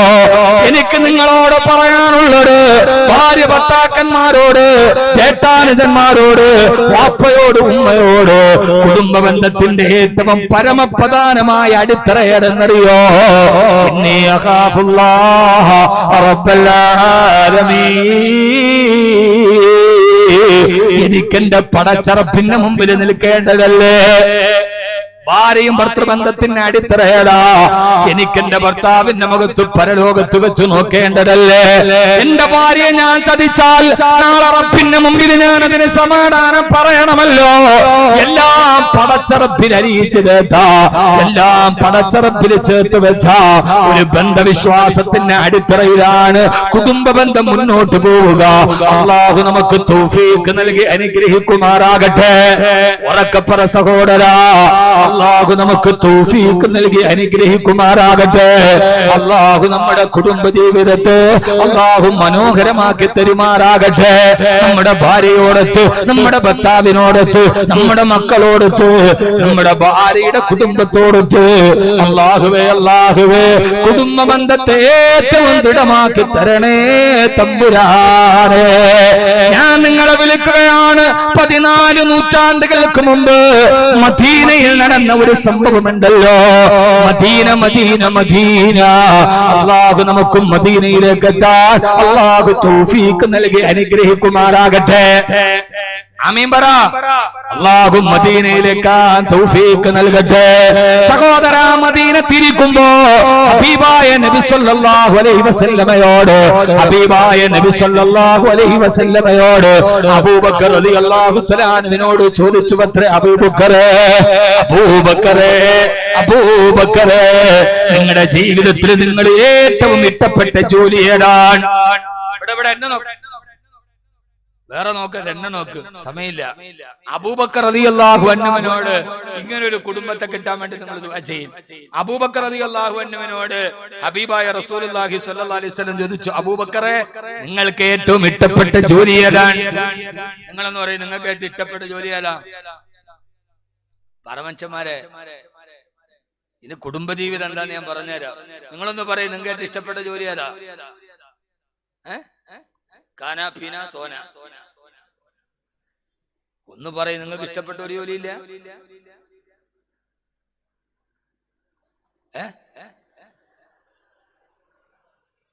ഉറങ്ങ. നല്ല ബേജാറുള്ള ആളാ. ഉറങ്ങ. എന്നാൽ നിങ്ങൾ കേട്ടോളി, ഹബീബായ നബി സല്ലല്ലാഹു അലൈഹി വസല്ലമയാണ് ചോദിച്ചത്, അബൂബക്കറേ നിനക്ക് ജീവിതത്തിൽ ഏറ്റവും ഇഷ്ടപ്പെട്ട ജോലി ഏതാ? മറുപടി വന്നു, അന്നലുറു ഇലാ വജ്ഹിക യാ റസൂലല്ലാഹ്, അങ്ങയുടെ മുഖത്തേക്ക് ഇങ്ങനെ വെറുതെ നോക്കിയിരിക്കണം നബിയേ. വേറൊരു ജോലിയും അബൂബക്കറിന് ഇഷ്ടമല്ല. അന്നലുറു ഇലാ വജ്ഹിക യാ റസൂലല്ലാഹ്, അങ്ങയുടെ മുഖത്തേക്കൊന്ന് നോക്കിയിരിക്കണം. രാപ്പകലുകളുടെ വ്യത്യാസമില്ലാതെ ഏത് സമയത്തും എനിക്ക് അങ്ങയുടെ മുഖത്തേക്ക് നോക്കിയിരിക്കാൻ കഴിഞ്ഞാൽ അതാണ് എനിക്ക് ഏറ്റവും ഇഷ്ടപ്പെട്ട കാര്യമെന്ന് നബി മുഹമ്മദ് മുസ്തഫ സല്ലല്ലാഹു അലൈഹി വസല്ലമയുടെ അബൂബക്കർ റളിയല്ലാഹു അൻഹു പറഞ്ഞു. നിങ്ങൾ കേട്ടിട്ടില്ലേ ഈ ചരിത്രം? ഉണ്ടാ? ഇത് കേട്ടിട്ട് നിങ്ങൾക്ക് എന്തെങ്കിലും തോന്നിയാ? നമ്മൾ കുറെ നാളായില്ല വാത് കേൾക്കാൻ തുടങ്ങിയിട്ട്. ഇത് കേട്ടിട്ട് നിങ്ങൾക്ക് എന്തെങ്കിലും തോന്നിയോ? കുടുംബജീവിതത്തിന്റെ പ്രധാനപ്പെട്ട ഒരു ഭാഗം പറഞ്ഞാൽ അവസാനിപ്പിക്കുക. സമയം പോണത് അറിയണില്ല. നിങ്ങൾക്കൊന്നും മനസ്സിലായില്ല? ഒന്നും തോന്നിയില്ല? ഇതാണ് നമ്മൾ ചരിത്രം നന്നായിട്ട് കേൾക്കും, പക്ഷെ ചരിത്രത്തിനൊരു പിന്നാമ്പുറമാണ്. ഈ ചരിത്രത്തിനൊരു പിക്ചറൈസേഷൻ ഉണ്ട്. ആ ചരിത്രത്തെ നമ്മൾ നന്നായിട്ട് പുറകിൽ നിന്ന് എന്ത് ചെയ്യണം? ചിന്തിക്കണം. മോനെ, ചോദ്യം ചോദിച്ചത് ആരാണ്? റസൂലുള്ളാഹി സ്വല്ലല്ലാഹു അലൈഹി വസല്ലം ചോദിച്ചത് ആരോടാ? അബൂബക്കർ റളിയല്ലാഹു അൻഹു. നമ്മൾ അതിലെ ചരിത്രം ഒതുക്കി ചോദിച്ചതാരെന്നറിയോ? തന്റെ ഭാര്യ പിതാവിനോടാണ് ചോദിച്ചത്. തന്റെ ഭാര്യയായ ആയിഷ റളിയല്ലാഹു അൻഹയുടെ പിതാവാണ് അബൂബക്കർ റളിയല്ലാഹു അൻഹു. ഭാര്യ പിതാവിനോടും മരുമകൻ ചോദിച്ചത്രേ. അങ്ങനെ നിങ്ങൾ ഇതൊന്ന് മനസ്സിലാക്കി നോക്ക്. നിങ്ങൾക്ക് ജീവിതത്തിൽ ഏറ്റവും ഇഷ്ടമുള്ള കാര്യമേതാ? മരുമകന് ഭാര്യ പിതാവിന്റെ മറുപടി വന്നു, മരുമകനെ അന്നദുറു ഇലാ വജ്ഹിക, എന്റെ മകളെ കൈപിടിച്ചേൽപ്പിച്ചിട്ട് എന്റെ മകളെ സന്തോഷത്തോടെ വളർത്തുന്ന, എന്റെ മകൾക്ക് സ്നേഹം പകർന്നു കൊടുക്കുന്ന എന്റെ പ്രിയപ്പെട്ട മകളുടെ ഭർത്താവിന്റെ മുഖത്തിങ്ങനെ നോക്കിയിരിക്കലാണെന്ന് മഹാനായ സിദ്ദീഖുൽ അക്ബർ റളിയല്ലാഹു അൻഹു. മനസ്സിലായോ? തലയെങ്കിലും ആട്ട്. ഇതെന്തുവാ ഇത്? കണ്ണൂർ വിമാനത്താവളത്തിന് ക്ഷണിക്കാത്ത ആളുകൾ ഇരിക്കണമായിരിക്കും. നിങ്ങൾ ഒരുമാതിരി ഒരു വൈരാഗ്യവും പ്രതിഷേധവും ഒക്കെ എന്റെ മുഖത്ത്. ഒന്ന് തലയാട്ടി. ഇപ്പൊ മനസ്സിലായോ? ഭാര്യ പിതാവിനോടാണ് ചോദിക്കുന്നത്, നിങ്ങൾക്ക് ഏറ്റവും ഇഷ്ടപ്പെട്ട ജോലി ഏതാ? അപ്പോ ഭാര്യ പിതാവ് പറയാൻ, മരുമോനെ നിന്റെ മുഖത്തിങ്ങനെ നോക്കിയിരിക്കണേ, എന്റെ മകളെ ഇത്രമേൽ സ്നേഹം കൊടുത്ത് വളർത്തിയ, ഞാൻ ഏൽപ്പിച്ച എന്റെ പൊന്നുമോളെ ഇത്രത്തോളം സ്നേഹിച്ചു വളർത്തിയ നിന്റെ മുഖത്ത് നോക്കുന്നതിനേക്കാൾ തൃപ്തി എനിക്ക് എന്താണുള്ളത്? നമ്മുടെ അമ്മോശം കാക്ക നമ്മളോട് ഇത് പറയാം. ഇത്ര വർത്താനമുള്ളൂ. നമ്മുടെ കുടുംബം നമ്മുടെ അമ്മോശം കാക്ക അങ്ങനല്ലേ പറയാ? ഭാര്യയുടെ ഉപ്പ എന്നാ പറയാ? അമ്മോശം കാക്ക. ആ കാക്ക അത്ര മോശമാ? അമ്മോശം കാക്ക ഇന്നേ വരെ നമ്മളോട് പറയാം, മരുമോനെ ആ കാക്കാടെ ദുആ പടച്ചോനെ ദജ്ജാലിന്റെ മുഖം ഒന്ന് കാണാതിരുന്നെങ്കിൽ, എന്റെ മോളെ കൈപിടിച്ച് ഏൽപ്പിച്ച് ഞാൻ കൊടുത്ത് ഇത്ര നേരം ഞാൻ കഷ്ടപ്പെട്ട് വളർത്തി എന്റെ മകളെ അവൻ എത്രമേൽ കഷ്ടപ്പെടുത്തുകയാണ്. ഈ ഒരു കുടുംബ ജീവിതത്തെയാണ് അള്ളാഹുവിന്റെ റസൂൽ അള്ളാഹുവിന്റെ റസൂൽ സല്ലല്ലാഹു അലൈഹി വസല്ലമ ഹബീബായ നബി തങ്ങൾ പഠിപ്പിച്ചു തന്നത്. മരുമകന്റെ മുഖത്ത് നോക്കിയിരിക്കണം ഭാര്യാപിതാവിന്റെ ഏറ്റവും വലിയ ഇഷ്ടമാ. കാരണം എന്തെന്നറിയോ? ഭാര്യാപിതാവ്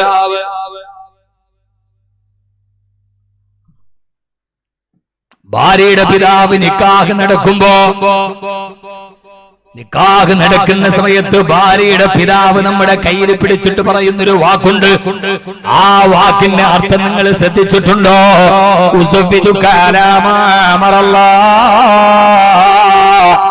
അമറല്ലാഹു തആല ബിഹി മിൻ ഇംസാകിൻ ബിമഅറൂഫിൻ ഔ തസ്രീഹിൻ ബിഇഹ്സാൻ. കല്യാണച്ചന്തയില് മാത്സര്യ ബുദ്ധിയോടെ കോടുകൾ എറിഞ്ഞ് പകിട കളിക്കുന്ന സമുദായത്തിന് എന്താണ് വിവാഹമെന്നറിയില്ല. ഇസ്ലാമിന്റെ വിവാഹം ഈ രണ്ട് വാക്കുകളാണ്. ഭാര്യയുടെ പിതാവ് അണിഞ്ഞൊരുങ്ങി വരയ്ക്കുന്ന പുതിയാപ്പിളയുടെ കയ്യിലേക്ക് തന്റെ കൈ ചേർത്ത് വെച്ചിട്ട് ഭാര്യയുടെ പിതാവ് വിറക്കുന്ന ഹൃദയത്തോടെ വിതുമ്പുന്ന ചുണ്ടുകളോടെ പറയാ, നിക്കാഹ് നടക്കുന്ന സദസ്സിൽ ഏറ്റവും ടെൻഷൻ ആർക്കാ? പ്രിയപ്പെട്ട ഭാര്യയുടെ, പ്രിയപ്പെട്ട പുതിയ പെണ്ണിന്റെ ഉപ്പാക്കല്ലയോ? കഴിഞ്ഞ 18 വർഷമായി കൈവെള്ളയിലെ കൈവല്യം പോലെ കാത്തു സൂക്ഷിച്ച എന്റെ പൊന്നുമോളെ, പലഹാരം വാങ്ങിച്ചിട്ട് ഞാൻ വരുമ്പോ എന്നെ കാത്തിരുന്ന എന്റെ പൊന്നുമോളെ, ഉപ്പാനെ കാണുന്നതും കാത്ത് ഭൂമുഖവാദത്തിൽ കാത്തിരുന്ന എന്റെ പൊന്നുമോളെ. ഒരു വാപ്പാക്ക് എത്ര മക്കളുണ്ടെങ്കിലും ഏറ്റവും കൂടുതൽ സ്നേഹം പെൺമക്കളോടല്ലേ? ആൺമക്കളോട് സ്നേഹം കുറവാണെന്നല്ല, വാപ്പയുമായി ഏറ്റവും മാനസികമായിട്ട് അടുപ്പമുള്ളൊരു പെൺമക്കളാ. അവര് നമ്മുടെ മടിയിൽ വന്നിരിക്കും. ഉപ്പാന്ന് പറഞ്ഞ് എപ്പോഴും തള്ളയാടിന്റെ കൂടെ കൊച്ചാട്ടും കുട്ടി ചാടിക്കളിക്കുന്നത് പോലെ നമ്മളോട് ഏറ്റവും അടുപ്പമായിട്ട് കളിക്കുന്നത് നമ്മുടെ പൊന്നു പെൺമക്കളല്ലേ? രണ്ടാൺകുട്ടികളുടെയും ഒരു പൊന്നുമോളുടെയും ഉപ്പ എന്ന മനുഷ്യനാണിത് പറയുന്നത്. സഹോദരാ, അത്രമേ നമ്മൾ സ്നേഹിച്ച പൊന്നുമോളെ 18 വയസ്സായപ്പോ ഒരു ചെറുപ്പക്കാരന്റെ കയ്യിലേക്ക് വെച്ചു കൊടുത്തിട്ട് പറയുന്നൊരു വാക്കുണ്ട്, മോനെ, എന്റെ മകളെ ഞാൻ നിനക്ക് ഞാനിപ്പോ വിവാഹം ചെയ്തു തരുന്നത്.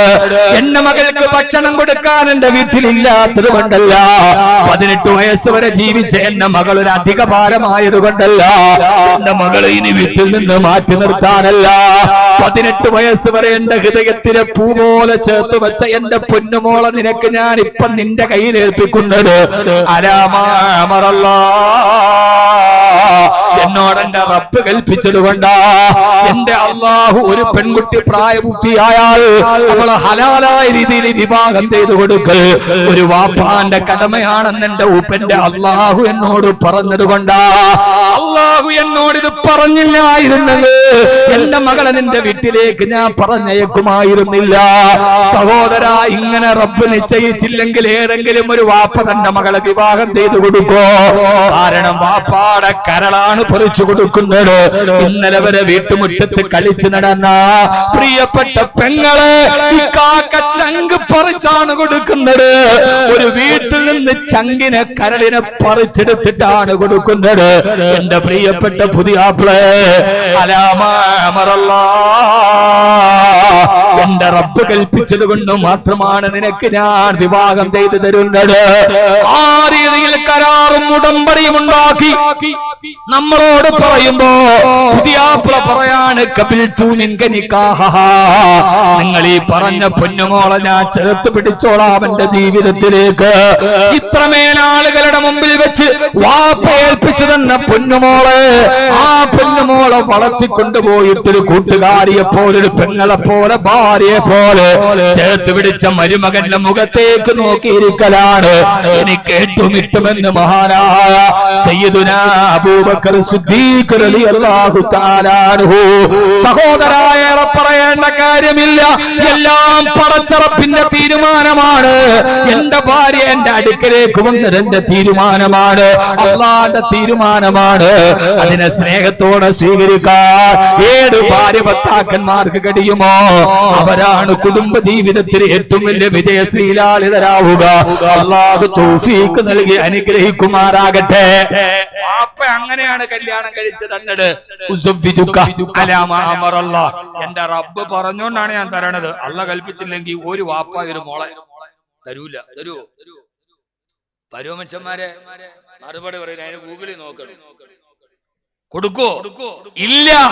എല്ലാരെയും സാക്ഷി നിർത്തി എന്റെ മകളെ നോക്കിക്കോണം എന്ന് പറഞ്ഞു കൊടുത്തതാണ്. അങ്ങനെ കല്യാണം കഴിച്ചു കൊടുത്തു. എന്നെ നോക്കി അങ്ങനെ കല്യാണം കഴിച്ച് കൊടുത്തു. മകളും മരുമകനും പോയി ജീവിതം ആരംഭിച്ചു. കല്യാണം കഴിഞ്ഞ മകളും മരുമകനും എങ്ങനെ ജീവിക്കുന്നു എന്നറിയാൻ ഉപ്പ ഒരിക്കൽ കല്യാണം കഴിച്ചു വിട്ട മകളുടെ വീട്ടിലെത്തി. ശ്രദ്ധിച്ചു കേട്ടോളി.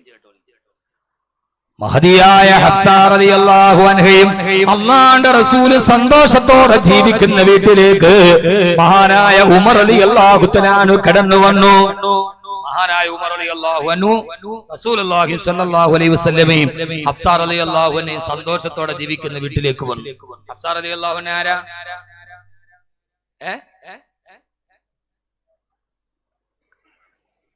ഉമർ റളിയല്ലാഹു അൻഹുവിന്റെ മകള്, റസൂലുള്ളാഹി സ്വല്ലല്ലാഹു അലൈഹി വസല്ലമയുടെ ഭാര്യ.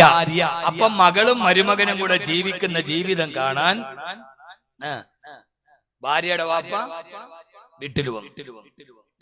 അങ്ങനെ നിങ്ങൾ കരുതിക്കോളി, ഭാര്യയുടെ വാപ്പ വീട്ടിൽ വന്നു. ആ വീടിന്റെ അകത്തോട്ട് കയറിയപ്പോഴേ മനസ്സിലായി ഇന്ന് ഈ വീട്ടിൽ ഒന്നും ഉണ്ടാക്കിയിട്ടില്ല.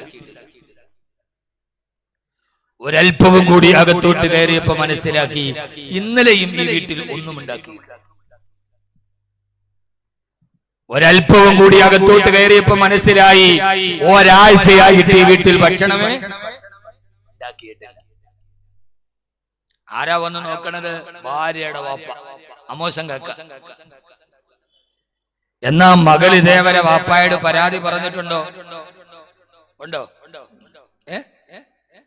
നമ്മുടെ വീട്ടിലെങ്ങാനും ഒരാഴ്ച ഇവള് പട്ടിണിയാനുള്ള അവസ്ഥ ഒന്ന് ആലോചിച്ചു. വാപ്പല്ല, പഞ്ചായത്ത് പ്രസിഡന്റ് ഇത് പറയും, ഫേസ്ബുക്കിലും.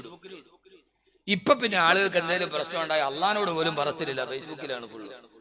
പണ്ടൊക്കെ നമുക്കൊരു വിഷമം ഉണ്ടായി നമ്മൾ അള്ളഹാനോട് പറയും പടച്ചോനൊന്ന് മാറ്റി തരാൻ. ഇപ്പോ എല്ലാവർക്കും പറയാനുള്ള സ്ഥലം ഏതാ? ഫേസ്ബുക്കാണ്. ആദ്യം തന്നെ ഭാര്യക്ക് ഭർത്താവിനെ കുറിച്ച് പറയാനുള്ളതും. ഇപ്പൊ എത്ര ലൈവുകളാ? പ്രവാസിയെ ചതിച്ച ഭാര്യ, അങ്ങാടിപ്പാട്ടായി കുടുംബത്തിന്റെ ഉള്ളിലെ രഹസ്യങ്ങൾ, അങ്ങാടിപ്പാട്ടായി. മനുഷ്യൻ ഉളുപ്പ് നഷ്ടപ്പെട്ടു. ഈ ഒരാഴ്ച പട്ടിണിയായിട്ട്, ഇതാണ് സഹോദരി, നിങ്ങൾ നോക്കി എന്റെ പൊന്നു സഹോദരിമാരെ, ഒരാഴ്ച പട്ടിണിയായിട്ട് മകള് വിളിച്ചു പറഞ്ഞോ വാപ്പായോട്, വാപ്പാ പട്ടിണിയാണ്, എന്നെ വന്ന് കൊണ്ടുപോകാൻ? ഇല്ല. ഭർത്താവിനോട് ചേർന്ന് നിന്നു. ഇതാണ് കുടുംബജീവിതം. സിമ്പിളായിട്ട് ഞാൻ പറഞ്ഞുതരാം. ഒരു ഭർത്താവ് കല്യാണം കഴിഞ്ഞ ഉടനെ ഭാര്യയോട് പറഞ്ഞു, ഞാൻ എപ്പ ഭക്ഷണം കഴിച്ചാലും ഭക്ഷണത്തിന്റെ കൂടെ ഒരു കിണ്ടിയിൽ വെള്ളവും ഒരു സൂചിയും കൊണ്ടുവന്ന് നോക്കും. ഭർത്താവ് പറഞ്ഞ അന്ന് മുതൽ ഭാര്യ ഭക്ഷണം വിളമ്പുമ്പോ കിണ്ടിയിൽ വെള്ളവും സൂചിയും കൊണ്ടുവെക്കും. സൂചിയും കൊണ്ടുവെക്കും. 10-28 വർഷം ഒരു ഭാര്യ ഭർത്താക്കന്മാരായി ജീവിച്ചു. അപ്പോഴൊക്കെ ഭക്ഷണം കൊണ്ടുവന്ന് വെക്കുമ്പോ കിണ്ടിയിൽ വെള്ളവും സൂചിയും വെക്കും. ഭർത്താവ് ഇതേവരെ ഉപയോഗിച്ചിട്ടില്ല. കഴിച്ച പ്ലേറ്റ് എടുത്തുകൊണ്ട് പോകുമ്പോൾ ഭാര്യ ഇത് കൊണ്ടുപോയി പൂർവ്വസ്ഥാനത്ത് വെക്കും. വീണ്ടും വിളമ്പുമ്പോ എടുത്തു വെക്കും. നിരന്തരമായി 28 വർഷം ഈ പെണ്ണിത് ചെയ്തു. ഭർത്താവ് എന്ന ജീവിതത്തിൽ ഇന്നേ അവർ ഉപയോഗിച്ചിട്ടില്ല. നമ്മുടെ പെണ്ണുങ്ങളാണെങ്കിൽ പറയും, കല്യാണം കഴിഞ്ഞാണ് ഇനി എനിക്ക് ഭക്ഷണം കിണ്ടിയും വെള്ളവും കൊണ്ട് വെക്കണം, ഒരു സൂചിയും വെക്കണം. ഒരു 2 ദിവസം കഴിയുമ്പോ വീട്ടിൽ വിളിച്ചോട്ട് കഴിയും, ബാപ്പ നന്നായിട്ട് അന്വേഷിച്ചിട്ട് എന്നെ പുതിയാപ്പിള എനിക്ക് തന്നത് ഉണ്ട് മോളെ, അയാൾക്ക് മൂച്ചിപ്പിരാന്താണ്. 2 ദിവസമായിട്ട് കിണ്ടിയിൽ വെള്ളവും സൂചിയും വെക്കലാണ് എന്റെ ജോലി. നിങ്ങൾ ഇങ്ങനെ ആവണോന്നല്ല ഞാൻ പറഞ്ഞത്, കുടുംബ ജീവിതം ഇങ്ങനെയാണ്. അല്ല നമ്മുടെ ഭാഷയും വൈരാഗ്യവും ഞാൻ ആരാന്നറിയോ നീ ആരാന്നറിയോ, ഇത് ജീവിതത്തിൽ നടക്കൂല. അത് വെളിയിലെ പറ്റൂ. അത് വെളിയിലെ പറ്റൂ. നമുക്ക് സദസ്യ വെല്ലുവിളിക്കാൻ ധൈര്യം ഉണ്ടാ പാടാം, വീട്ടിൽ പറ്റൂ. രാഷ്ട്രീയത്തിൽ നമുക്ക് വെല്ലുവിളിക്കാം, ധൈര്യം ഉണ്ടാവാ, നമുക്ക് മത്സരിക്കാം, വീട്ടിൽ പറ്റൂ? പറ്റൂല. അവസാനം മരണാസന്നനായി ഭർത്താവ് കിടന്നപ്പോ ഈ ഭാര്യ അടുത്ത് എന്നിട്ട് ചോദിച്ചു, പിന്നെ എനിക്ക് മരിക്കുന്നതിന് മുമ്പ് ഒരു കാര്യം ചോദിക്കാണ്. അതുവരെ ചോദിച്ചില്ല, അടക്കി പിടിച്ചു. നിങ്ങൾ കല്യാണം കഴിഞ്ഞ അന്ന് മുതൽ ഭക്ഷണം വിളമ്പുമ്പോ കിണ്ടിയിൽ വെള്ളവും സൂചിയും കൊണ്ടുവന്ന് വെക്കാൻ പറഞ്ഞിട്ടുണ്ട്. ഞാൻ ഇതേവരെ അത് കൊണ്ടുവന്ന് വെച്ചിട്ട് നിങ്ങളത് ഉപയോഗിച്ചിട്ടില്ല. മരിക്കണതിന് മുമ്പ് അതെന്താ എന്നെ കൊണ്ട് ഇത്രയും നാളും ചെയ്യിപ്പിച്ചെന്ന് ഒന്ന് പറഞ്ഞു തരൂന്ന് വെച്ചു. അപ്പൊ ഭർത്താവ് പറഞ്ഞു, പെണ്ണെ ഞാനത് നിന്നോട് പറഞ്ഞത് നീ ഭക്ഷണം വിളമ്പുമ്പോഴും ഞാൻ ഭക്ഷണം കഴിക്കുമ്പോഴും ഭക്ഷണം താഴെ വീണു പോയാൽ ഈ സൂചി കൊണ്ട് ആ ചോറിന്റെ മണി കുത്തിയെടുത്ത് കിണ്ടിയിലെ വെള്ളത്തിൽ നന്നായിട്ട് വൃത്തിയാക്കി തിന്നാൻ വേണ്ടിയാണ്. പക്ഷേ നീ വിളമ്പുന്നതിന്റെ സൂക്ഷ്മത കൊണ്ടും ഞാൻ കഴിച്ചതിന്റെ അവധാനത കൊണ്ടും ഇന്നേ വരെ ഒരു പറ്റു പോലും താഴെ വീണിട്ടില്ല, ഇത് ഉപയോഗിക്കേണ്ടി വന്നിട്ടില്ല. കഥ മനസ്സിലായ നിങ്ങൾക്ക്? വിളമ്പിയ പെണ്ണിന്റെ സൂക്ഷ്മത മാത്രം പോരാ, കഴിക്കുന്ന പുരുഷന്റെ അവധാനതയും കൂടി വേണം. രണ്ടും ചേരുമ്പോഴാണ് ഇതൊന്നും ഉണ്ടാവാതിരിക്കുക. വിളമ്പുന്നവൾ ഭാര്യയാണ്, കഴിക്കുന്നത് ഭർത്താവാണ്. രണ്ടുപേരും ഒരേപോലെ ഒരാളുടെ സൂക്ഷ്മതയും മറ്റൊരാളുടെ അവധാനതയും ചേരുമ്പോഴാണ് പട്ടിണിയാണെങ്കിലും പരിവട്ടമാണെങ്കിലും കുടുംബജീവിതം സന്തോഷകരമാവുക. അതുകൊണ്ടാണല്ലോ മഹാനായ ഉമർ റളിയല്ലാഹു അൻഹു ആ വീടിന്റെ ഉള്ളിലോട്ട് കയറിയപ്പോൾ മനസ്സിലായി ഒരാഴ്ചയായിട്ട് ഈ വീട്ടിൽ പട്ടിണിയാ. മഹദിയായ ഹഫ്സ റളിയല്ലാഹു അൻഹ തന്റെ പ്രിയപ്പെട്ട ഉപ്പാനെ കണ്ടപ്പോ ചാടി എഴുന്നേറ്റ് ഹബീബായ നബി സല്ലല്ലാഹു അലൈഹി വസല്ലമയുടെ അടുക്കലേക്ക് ചേർന്നിരുന്നു. അല്ലാഹുവിന്റെ റസൂൽ നബി മുഹമ്മദ് മുസ്തഫ ഹബീബായ നബി മുഹമ്മദ് മുസ്തഫ സല്ലല്ലാഹു അലൈഹി വസല്ലമ അല്ലാഹുവിന്റെ റസൂലിന് വല്ലാത്ത ജാള്യതയായി തന്റെ പ്രിയപ്പെട്ട ഭാര്യയുടെ ഉപ്പതങ്ങളുടെ പട്ടിണി കണ്ടല്ലോ. തന്റെ പ്രിയപ്പെട്ട മകള് ആഴ്ചകളോളം പട്ടിണിയാണെന്ന് ഉപ്പ തിരിച്ചറിഞ്ഞല്ലോ. എന്താണ് ചെയ്യേണ്ടതെന്നറിയാതെ അല്ലാഹുവിന്റെ റസൂൽ വല്ലാത്ത വൈമനസ്യത്തോടെ വൈഷമ്യത്തോടെ നിൽക്കുമ്പോ ബഹുമാനപ്പെട്ട ഹഫ്സ റളിയല്ലാഹു തആല തന്റെ പ്രിയപ്പെട്ട ഭർത്താവിന്റെ അടുക്കിലേക്ക് ചേർന്ന് നിന്നു. ഉമർ റളിയല്ലാഹു തആല അടുക്കളയിലോട്ട് കയറിയപ്പോ മനസ്സിലായി ഒരു മാസമായിട്ട് വീട് കുടുംബപ്പട്ടിണിയില.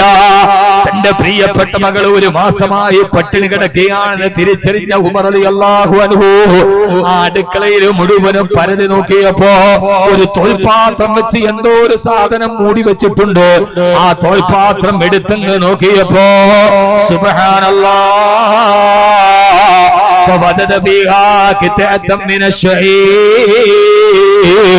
അവിടെ ഗോതമ്പ് കൊണ്ടുണ്ടാക്കിയ റൊട്ടിയുടെ പകുതി ഭാഗം ഇരിക്കുന്നുണ്ട്. ഒരു ഗോതമ്പ് റൊട്ടിയുടെ പകുതി മുറിച്ചതിന്റെ ഭാഗം അവിടെ ഇരിക്കുകയാണ്. അല്ലാഹുവിന്റെ റസൂലിന്റെ വീട്ടിലെ ഭക്ഷണമാണത്. ആ പകുതി റൊട്ടി കഷ്ണം കയ്യിലെടുത്തുകൊണ്ടതിലേക്ക് നോക്കിയപ്പോ ഉമർ റളിയല്ലാഹു അൻഹുവിന്റെ കവിൾത്തടത്തിലൂടെ കണ്ണുനീര് തടം തല്ലിയാത്തൊടുകി. ഹഫ്സ റളിയല്ലാഹു അൻഹ നോക്കുമ്പോ അല്ലാഹുവിന്റെ റസൂലിന്റെ കണ്ണ് നിറയുകയാ. തന്റെ പ്രിയപ്പെട്ട ഭർത്താവിന്റെ കണ്ണ് നിറഞ്ഞപ്പോ ഹഫ്സ റളിയല്ലാഹു തആല അടുത്തേക്ക് ചേർന്ന് നിന്ന് തന്റെ പ്രിയപ്പെട്ട ഹബീബായ മുത്തുനബിയുടെ തന്റെ പ്രിയപ്പെട്ട ഭർത്താവിന്റെ വിരലുകളിലേക്ക് തന്റെ വിരലുകളെ ചേർത്ത് പിടിച്ച് അർത്ഥഗർഭമായ 1000 വാചാരതയുടെ ശക്തിയുള്ള മൗനത്തോട് ഹബീബായ നബിയുടെ വിരളത്തിലേക്ക് മുറുകെ പിടിച്ചു. ഇല്ല നബിയെ, വിഷമിക്കണ്ട. എന്റെ ഉപ്പയോട് ഞാൻ പറഞ്ഞതല്ല, നമ്മുടെ പട്ടിണി നമ്മുടെ ഉപ്പ കണ്ണെന്ന് നോത്തിട്ട് അങ്ങെന്തിനാ വിഷമിക്കുന്നത്? ഹഫ്സയ്ക്ക് പരാതിയില്ലല്ലോ യാ റസൂലല്ലാഹ്. അങ്ങയുടെ കൂടെ ഒരു മാസം പട്ടിണി കിടന്നിട്ടും ഹഫ്സയ്ക്ക് പരാതിയില്ലല്ലോ നബിയേ. ഭക്ഷണമല്ലേ ദാരിദ്ര്യമുള്ളൂ, അങ്ങ് സ്നേഹം വാരിക്കോരി തന്നിട്ടുണ്ടല്ലോ നബിയേ. തന്റെ പ്രിയപ്പെട്ട ഭർത്താവിന്റെ വിരല് പിടിച്ചു മുറുക്കിയിട്ട് ചേർന്ന് നിൽക്കുമ്പോ ഉമർ റളിയല്ലാഹു തആല അൻഹു ആ പാതി മുറിഞ്ഞ റൊട്ടി കഷണം എടുത്ത് അല്ലാഹുവിന്റെ റസൂലിന്റെ മുഖത്തിന്റെ നേരെ നോക്കിയിട്ട് ചോദിച്ചു, യാ റസൂലല്ലാഹ്, എന്തേ ഉമറേ, കിസ്റയുടെയും കൈസറിന്റെയും കൊട്ടാരത്തിൽ പോയി ഉമർ ഭക്ഷണം കഴിച്ചിട്ടുണ്ട്. അവര് ഭക്ഷണം കഴിച്ചിട്ട് ബാക്കി ഭാഗങ്ങളും നദിയിലേക്ക് വലിച്ചെറിയുമ്പോ അല്ലാഹുവിന്റെ ഹബീബായ അങ്ങ് ഇവിടെ പട്ടിണി കിടക്കുന്നു. യാ റസൂലല്ലാഹ് സല്ലല്ലാഹു അലൈഹി വസല്ലമ അല്ലാഹുവിന്റെ റസൂലിനോട് പരാതി പറഞ്ഞപ്പോ തന്റെ പ്രിയപ്പെട്ട ഉമർ റളിയല്ലാഹു അൻഹുവിന്റെ അടുക്കലേക്ക് നടന്നു വന്ന് ഉമറിന്റെ ഇരു ചുമലുകളിലേക്ക് തന്റെ ഇരുകരങ്ങൾ എടുത്തു വെച്ച് ഹബീബായ നബി സല്ലല്ലാഹു അലൈഹി വസല്ലമ ഉമർ റളിയല്ലാഹു അൻഹുവിനോട് പറഞ്ഞ ഒരു മറുപടി എന്റെ പ്രിയപ്പെട്ട സദസ്സിനെ ഞാൻ കൈമാറട്ടെയോ? ഉമറേ, നീ പറഞ്ഞത് ശരിയാ, നീ പറഞ്ഞത് ശരിയാണ്. കിസ്റയും കൈസറും ഭക്ഷണം കഴിച്ചിട്ട് അവശിഷ്ടങ്ങൾ വലിച്ചെറിയുമ്പോ അല്ലാഹു നമുക്ക് പട്ടിണിയാണ് തന്നെങ്കിൽ ഉമറേ, നീ എന്തിനാണ് വിഷമിക്കുന്നത്?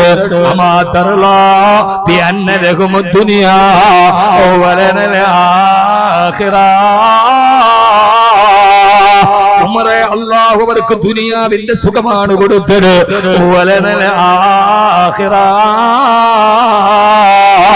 അല്ലാഹു നമുക്ക് ആഖിറമല്ലേ തന്നത്, അല്ലാഹു നമുക്ക് സ്വർഗമല്ലേ തന്നത്, അല്ലാഹു നമുക്ക് സ്വർഗത്തിന്റെ ഭക്ഷണമല്ലേ തന്നത്, സ്വർഗത്തിന്റെ ആനന്ദമല്ലേ തന്നത്.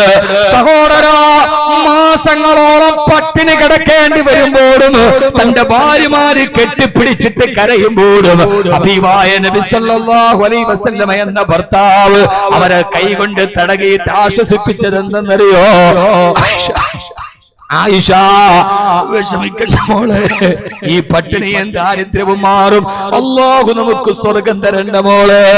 ആ സ്വർഗത്തിന് ഭാര്യ ഭർത്താക്കന്മാരായി ഒരുമിച്ച് കൂടണ്ടേ? അതുകൊണ്ടാണ് സഹോദരി, ഈ ദുനിയാവിന്റെ ആഡംബരങ്ങളിലല്ല എന്റെ പ്രിയപ്പെട്ട ഭർത്താവുമായിട്ട് ഞാൻ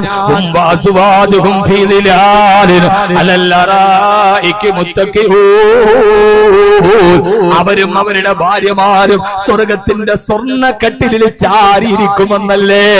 അല്ലാഹു നമുക്ക് തൗഫീഖ് നൽകട്ടെ.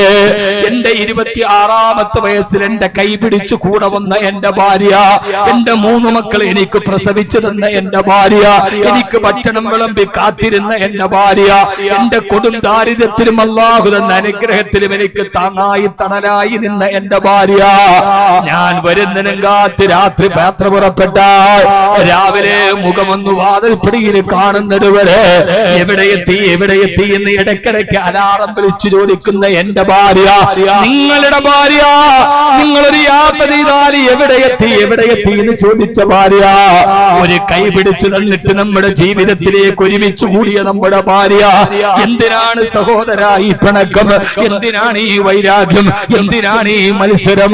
അവസാനം മരിച്ചിട്ട് പള്ളിക്കാട്ടിൽ കൊണ്ടുപോയി കുഴിച്ചിട്ടപ്പോ ഭർത്താവിന്റെ കബറിന്റെ മുകളിൽ പിടിമണ്ണ് വാരിയിട്ടിട്ട് ഭാര്യ കരയുന്നില്ലേ? എന്റെ ഭർത്താവ് പോയല്ലോ, എന്നെ ഒറ്റക്കാക്കി പോയല്ലോ, എന്നെ വിളിക്കാറ് നിങ്ങൾ പോയതെന്താ? നമ്മുടെ കൂടെ ഒരു അർത്ഥപ്രാണനായി നിന്റെ ഭാര്യ. ഇംഗ്ലീഷുകാര് ഭാര്യക്ക് പറയുന്നത് ബെറ്റർ ഹാഫ്, നല്ല പാതി എന്നാണ്.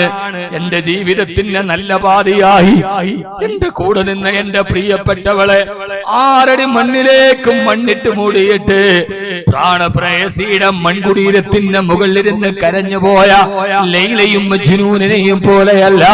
ഇത് പ്രണയത്തിന്റെ കാവ്യമല്ല. ഞാനിനി എന്നാണ് പ്രിയപ്പെട്ടവളെ നിന്നെ കണ്ടുമുട്ടുക എന്ന് ചോദിക്കുമ്പോ ഖുർആൻ നമ്മോട് പറയുന്ന മറുപടി, നാളെ പരലോകത്ത് പടച്ചറപ്പിന്റെ മുമ്പിൽ പോകുമ്പോ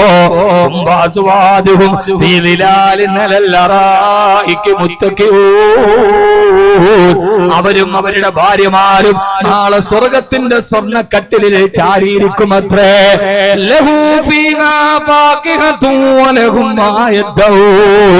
അവർക്ക് അല്ലാഹു ഇഷ്ടപ്പെട്ട ഭക്ഷണ പദാർത്ഥങ്ങൾ മുമ്പിൽ വെച്ച് കൊടുക്കുമത്രേ.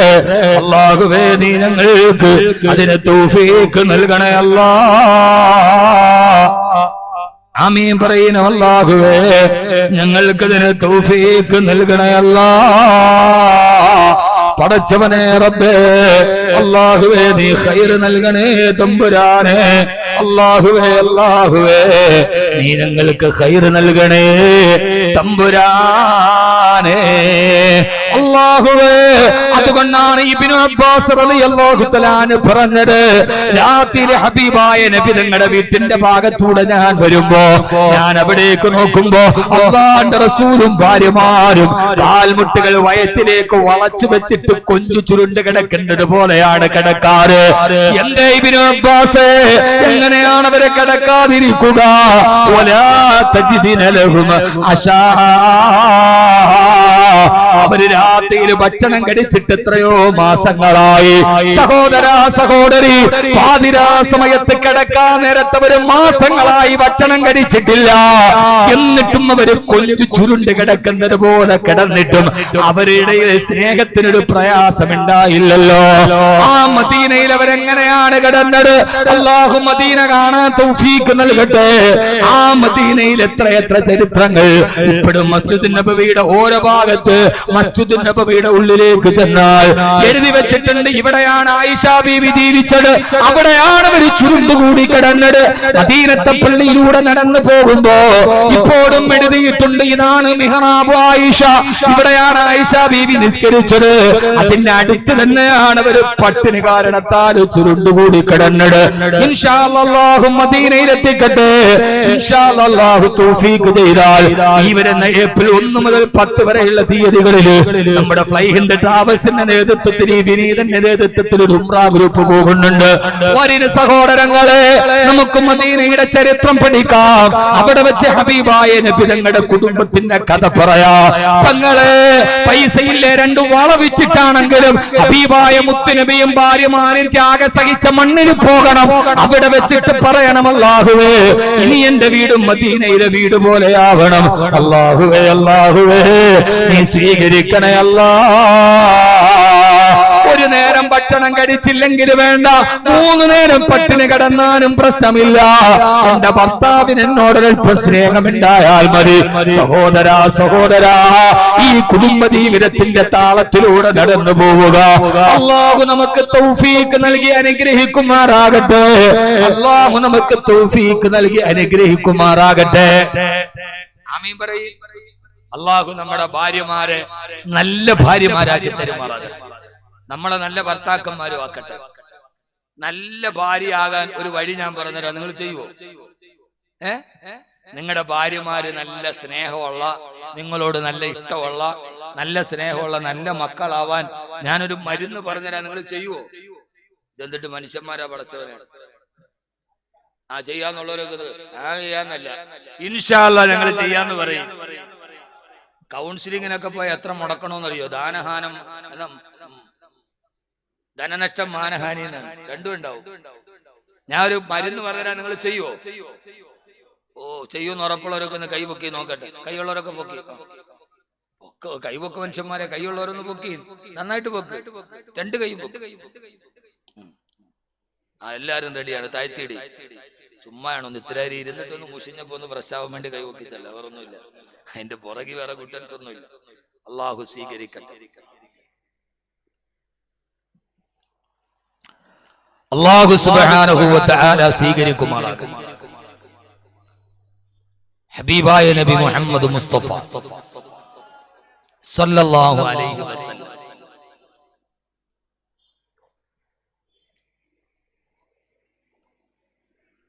അല്ലാഹു നമ്മുടെ ഭാര്യമാരെ നല്ല ഭാര്യമാരാക്കി തരട്ടെ. ആമീൻ പറയും മനുഷ്യന്മാരെ. പിന്നെ ഇണക്കവും പിണക്കവും ഒക്കെ എല്ലായിടത്തും ഉണ്ടാവും. അതൊക്കെ പറഞ്ഞുകൊണ്ടിരിക്കാനുള്ള സമയം സന്ദർഭമല്ല. പിണക്കെല്ലായിടത്തുണ്ടാവും, ഇല്ലാത്ത സ്ഥലമില്ല. ഹബീബായ നബി മുഹമ്മദ് മുസ്തഫ, ഹബീബായ നബി മുഹമ്മദ് മുസ്തഫ സല്ലല്ലാഹു അലൈഹി വസല്ലം, അല്ലാഹുവിന്റെ റസൂൽ നബി മുഹമ്മദ് മുസ്തഫ സല്ലല്ലാഹു അലൈഹി വസല്ലം ഹജ്ജിന് പോയി.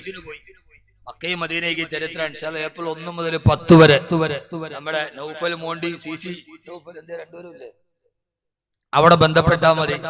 എന്റെ കൂടെ ഞാൻ എന്റെ നേതൃത്വത്തിൽ ഒരു ഉംറ സംഘം പോയി. കഴിഞ്ഞ പ്രാവശ്യം 800 പേര് ഞങ്ങൾ പോയിരുന്നു. അവരെയൊക്കെ മദീന ഇരുത്തി കഥ പറഞ്ഞ് കരയിപ്പിച്ചു. ഒത്തിരി പെണ്ണുങ്ങൾ നന്നായി അതോടെ. അവിടെ ഇരുത്തിയിട്ട് പറയുമ്പോഴേ അതിനൊരു മാനസിക ബന്ധമുണ്ട്. ഞാൻ മദീന ഇരുത്തിയിട്ട് പെണ്ണുങ്ങളെ മുഴുവൻ ഇരുത്തിയിട്ട് ഭാര്യ ഭർത്തൃ ബന്ധം പറഞ്ഞ് കരയിപ്പിച്ച് ഒത്തിരി പെണ്ണുങ്ങൾ എന്റെ പൊന്നുസ്താദ് ഇനി എന്റെ ഭർത്താവിനോട് ഞാൻ പിണങ്ങൂല. കാരണം അത്രമേൽ മധുരമാണ് മദീന. അല്ലാഹു സ്വീകരിക്കട്ടെ. അല്ലാഹു സ്വീകരിക്കട്ടെ. ആമീൻ പറയ്. അല്ലാഹു സ്വീകരിക്കുമാറാകട്ടെ. അല്ലാഹു സ്വീകരിക്കുമാറാകട്ടെ. ആദരവായ പ്രവാചകൻ നബി മുഹമ്മദ് മുസ്തഫ സല്ലല്ലാഹു അലൈഹി വസല്ലമ തന്റെ ഭാര്യമാരോടൊത്ത് മടിയിൽ തലവെച്ച് കറക്കാറുണ്ടായിരുന്നു നബി മുഹമ്മദ് മുസ്തഫ. ഇത്രയേറെ തിരക്കുള്ളപ്പോൾ ചിലവർ എനിക്ക് ഭയങ്കര തിരക്കാണ്, വീട്ടിൽ പോകാൻ സമയമില്ല. തന്റെ ഭാര്യ ആയിഷ റളിയല്ലാഹു അൻഹയുടെ മടിയിൽ തലവെച്ച് കിടക്കുമായിരുന്നു നബി മുഹമ്മദ് മുസ്തഫ സല്ലല്ലാഹു അലൈഹി വസല്ലം. മദീനയിൽ ഇപ്പോഴും ഒരു പള്ളിയുണ്ട്. ആ പള്ളിയുടെ പേര് മസ്ജിദ് സബഖ് എന്നാണ്. മത്സരം നടന്ന പള്ളി. എന്ത് മത്സരം? ഭാര്യയും ഭർത്താവും കൂടെ ഓട്ട മത്സരം നടത്തി. നബി സല്ലല്ലാഹു അലൈഹി വസല്ലം ആയിഷ ബീവിയും കൂടെ ഓടി. ആദ്യത്തെ പ്രാവശ്യം നബി സല്ലല്ലാഹു അലൈഹി വസല്ലം തോറ്റു, ആയിഷ ബീവി ജയിച്ചു. മുബ്രാദിക്ക് വലിയ സന്തോഷമായി. പിന്നീട് മഹദി പറയാണ്, എനിക്ക് ഇറച്ചിയൊക്കെ കൂടി. എന്തൊരു പ്രയോഗമാണ്! എനിക്ക് കുറച്ച് ഇറച്ചിക്ക് തൂക്കം കൂടി, വണ്ണം വെച്ചു. അപ്പൊ നബി സല്ലല്ലാഹു അലൈഹി വസല്ലം എന്നോട് പറഞ്ഞു, ആയിഷ ഒന്നുകൂടി ഓടാൻ വാ. അത് നോക്കിയിരുന്നു. തടി കൂടിയപ്പോ വിളിച്ചു, ഓടി. ആയിഷ ബീവി തോറ്റുപോയി. തടി കൂടി പോടാൻ പറ്റിയില്ല, തോറ്റുപോയി. നബി സല്ലല്ലാഹു അലൈഹി വസല്ലം വിജയിച്ചു. ആ സ്ഥലത്ത് ഇപ്പോഴൊരു പള്ളിയുണ്ട്, മസ്ജിദ് സബക്. ഭാര്യയും ഭർത്താവും തമ്മിൽ മത്സരം നടന്ന പള്ളി. ഭാര്യ ഭർത്തൃ ബന്ധം എന്ന് പറഞ്ഞാൽ ഇങ്ങനെയാണ്. ഈ ഗൾഫിൽ നിന്ന് വന്ന ആകെ 2 മാസത്തെ ലീവിന് വരും. വരുന്ന സമയത്ത് ഈ ഗൾഫുകാരുടെ പ്രശ്നം എന്താ അറിയോ? പാവങ്ങളാണ് സാധുക്കള്. അവിടെ നിന്ന് കൊടുത്തു വിട്ട് ടാങ്കിനിടുകയും ഇവിടെ കൊടുത്തു തീരുമ്പോ ലീവ്, പിന്നെ തിരിച്ചിവിടെ നിന്ന് അങ്ങോട്ട് പോകും. ആകെ ഈ ഗൾഫുകാരെന്ന് പറഞ്ഞാൽ തന്നെ ജീവിതത്തിൽ അത്തറിന്റെ മണമുള്ളൂ. ഇങ്ങോട്ട് വരുമ്പോ കയ്യിലൊരു പെട്ടി ഉണ്ടാവും, അങ്ങോട്ട് പോകുമ്പോ വീട്ടിൽ ഒരു കുട്ടി ഉണ്ടാവും. ഇതിനപ്പുറത്തേക്ക് ജീവിതത്തിൽ അവനൊന്നും ബാക്കി ഉണ്ടാവും.